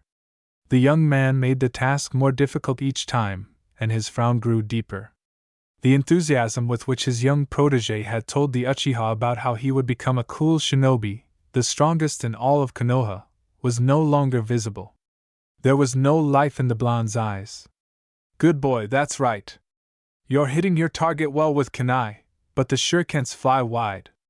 Your next task: hit all 3 targets by throwing 6 shurikens simultaneously, 2 at each. Naruto tilted his head to the side, snorted, and with a casual wave of his hand sent the weapon home. This time, the boy hit the targets exactly as his mentor had said. Amazing aim! The Uchiha praised. Naruto, bring those shurikens here. The shinobi carefully watched his protege's gait, the effort it took him to retrieve his thrown weapons from the targets. Suddenly, the brunette's eyes narrowed predatorily, deciding to test a theory of his own. Drawing a kunai, Yuma launched it, aiming for the boy's shoulder. If he hadn't reacted, it would have merely grazed his skin. As Hawk expected, the boy spun around and grabbed the weapon by the handle. Oya! The Uchiha said in surprise, throwing 3 more kunai. The blonde deftly blocked them. When the shuriken came into play, the boy displayed remarkable dexterity. All the thrown weapons were accurately blocked. Yuma suddenly appeared directly in front of Naruto and, drawing his tanto, swung sharply from above, then aimed the kunai from the side. The protege didn't even flinch, as if such situations were commonplace, and people tried to kill him every day. Uzumaki caught the tanto with his bare hand and deflected the kunai blade with his own. The 2 men froze. Blood slowly trickled from the blade, staining the metal red. Show me your hand! The Uchiha demanded. The boy unclenched his fist and looked phlegmatically at his hand. There was a deep cut on the palm, bleeding profusely. The child looked at the wound indifferently, seemingly not feeling any pain. You need to get to the hospital immediately, Yuma said, quickly bandaging the wound with a bandage from his pouch. What struck the shinobi most was that even the deep wound didn't cause the child to show any emotion. This greatly alarmed the experienced fighter. He grabbed the blonde by the shoulder, deliberately squeezing his fingers harder than necessary, and led him into the house. Naruto didn't even flinch. At the hospital, while they were cleaning and treating the wound, not a single muscle moved on Naruto's face. Yuma was a completely different person. He wanted to examine his charge using the clan's jutsu, but this was impossible for 2 reasons. First, without a special seal and permission to use it, the Sharingan couldn't be activated within Konoha. Second, the boy himself hadn't been detected by any technique since birth. He was as if invisible to shinobi. That evening, Yuma showed up at the Hokage's office uninvited. After politely knocking on the headman's door and receiving permission to enter, the Uchiha appeared before the Hokage. Hawk, did you want something? Namikaze asked, rubbing his eyes tiredly. Minato-sama, has anything happened to Naruto-kun lately? Why such a question? The blonde frowned. He's been acting strange. It seems like there's only a shell left of the boy left. The mind is asleep, only instincts remain. He does not react to external stimuli, to pain, as if completely withdrawn into himself, cutting himself off from the world. Again. He was like this before. Yes, but not long ago he was a living, active child again. What happened to him? Minato stared gloomily out the window. He did not want to share family problems with a stranger, even if he was one of the strongest shinobi in the village and a trusted assistant to the Hokage. I used physical punishment on my son, Namikaze explained gloomily. The men were silent for a long time. I didn't think Naruto-kun had such a sensitive psyche that he withdrew into himself after that. Apparently, he really is not destined to be a shinobi, Yuma said thoughtfully. Hawk, I cancel this mission. You are free to go. Yes. I will call when I need you. Naruto sat in the garden and looked at the tree. The leaves swayed gently in the wind, lulling him with their intricate dance. Uzumaki squinted, closely monitoring the changes in the wind flow, and actively tried to analyze himself. It was as if a thin web of chiffon had been draped over his consciousness. The entire world seemed to be in the palm of his hand, Yet something seemed to be blocking his vision and seeing the picture clearly. A strange discomfort filled his stomach, as if he'd forgotten something. Something important. But what exactly it was, he'd forgotten it. He couldn't quite remember. Something was clawing at his heart. Something about all of this felt wrong. He couldn't focus on his sensations. It was as if there was a barrier blocking him. However, with a ram-like persistence, Uzumaki returned again and again to the question of what had happened to him, until his head began to split with pain. The more he tried to find the cause, the faster his head began to ache, tearing his brain with a sharp, stabbing pain. However, this didn't stop the young man until darkness began to spread before his eyes. Silence settled over the Namikaze household.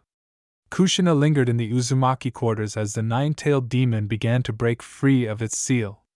The clansmen, of course, restored the seal, but just in case, they kept the kunoichi in their territory, under a protective barrier, to observe how the Kyubi would react. It fell silent for a while. Dinner at the house was spent in deafening silence. Minato was lost in his thoughts, troubled by recent events. Naruto sat absent-mindedly, meditating over a glass of water. The younger blonde began to feel uneasy around his family. Something was nagging at him. However, a dull ache in his head prevented him from finishing his thought. The eldest son took over the cooking. Taro was gloomier than a thundercloud. First, his little brother withdrew into himself again, and now something was going on with his mother. At least the Uzumakis could keep an eye on her. With these guys, even the most fearsome demon would become more humble than a lamb. Mamoru sat there, frowning. He dreamed of his little brother becoming quiet again, with all the attention from his parents, and Taro once again on him. His wish had come true. But somehow, it didn't bring him any joy. Frankly, he liked his lively and energetic brother much more. Even though Naruto was loud, he exuded such energy that he himself wanted to run somewhere and do something. The red-haired boy chewed his lower lip convulsively and frowned. He couldn't understand why, but inside, a feeling of guilt gnawed at him. As if it were his fault for what had happened. Because he had wished for it so strongly. So fate had worked its magic. Only in a twisted way. There's a saying, be careful what you wish for, it might come true. I'm full! Mamoru shouted. As he stood up, the boy deliberately pushed his younger brother's chair with all his might. The latter didn't even bat an eyelid in response. Naruto's complete disregard infuriated the teenager even more. It would have been better if he had yelled back or attacked him with his fists than like this. Then his soul would have been at peace, but now it felt like cats were tearing at his guts. Sickening and disgusting. What kind of stupid feelings are these? Dad, what's the news at the border? Taro asked, trying to somehow fill the heavy silence. Nothing's happening at the border, Minato answered calmly, turning his gaze to his eldest son. The man nodded to his interlocutor, understanding his intentions and silently thanking him. Thank you for the food, Naruto said emotionlessly and silently went to his room. The shinobi remaining in the kitchen watched the boy go with thoughtful eyes. It's better for him to get into mischief again than like this. Taro's voice was tinged with undisguised bitterness. Despite everything, he still loved his little brother, even if he didn't always show it. Entering his room, Naruto clutched his heart, which was painfully clenching inside. This is all wrong! It shouldn't be like this! A wild thought raced through his head. Uzumaki slammed his fist into the wall with all his might, breaking his knuckles, and then stared blankly at the blood that flowed. Reaching the table and obeying only instinct, the boy administered first aid to himself. Now both hands were covered in bandages. But the strange thing was, he felt no pain at all. The week in the Namikaze household flew by in a kind of depressive mood. No one talked to anyone else. By and large, everyone tried to spend their time on some unrelated matters, loading themselves with work and giving their all in training. Naruto wandered around like a ghost, looking around Konoha with an indifferent expression and desperately trying to remember something. However, his memory slipped away, replaced by a headache. To regain his composure, Naruto began going to the training grounds. Somehow, he knew this had helped him before. He no longer had a mentor, so he had to cope on his own. The blonde exerted himself until his muscles ached with fatigue and his head went completely blank. On legs trembling from the strain, he returned home. This time, as soon as the boy crossed the threshold, he was hugged tightly and a contented voice announced, "Naruto, tomorrow you're starting the academy." Uzumaki slowly raised his head, looked closely at his father, and nodded. His indifferent face remained unchanged. Minato pursed his lips and hugged his son tighter. What had he done wrong? This was his child's cherished dream, but he didn't see a drop of joy in the boy's faded eyes.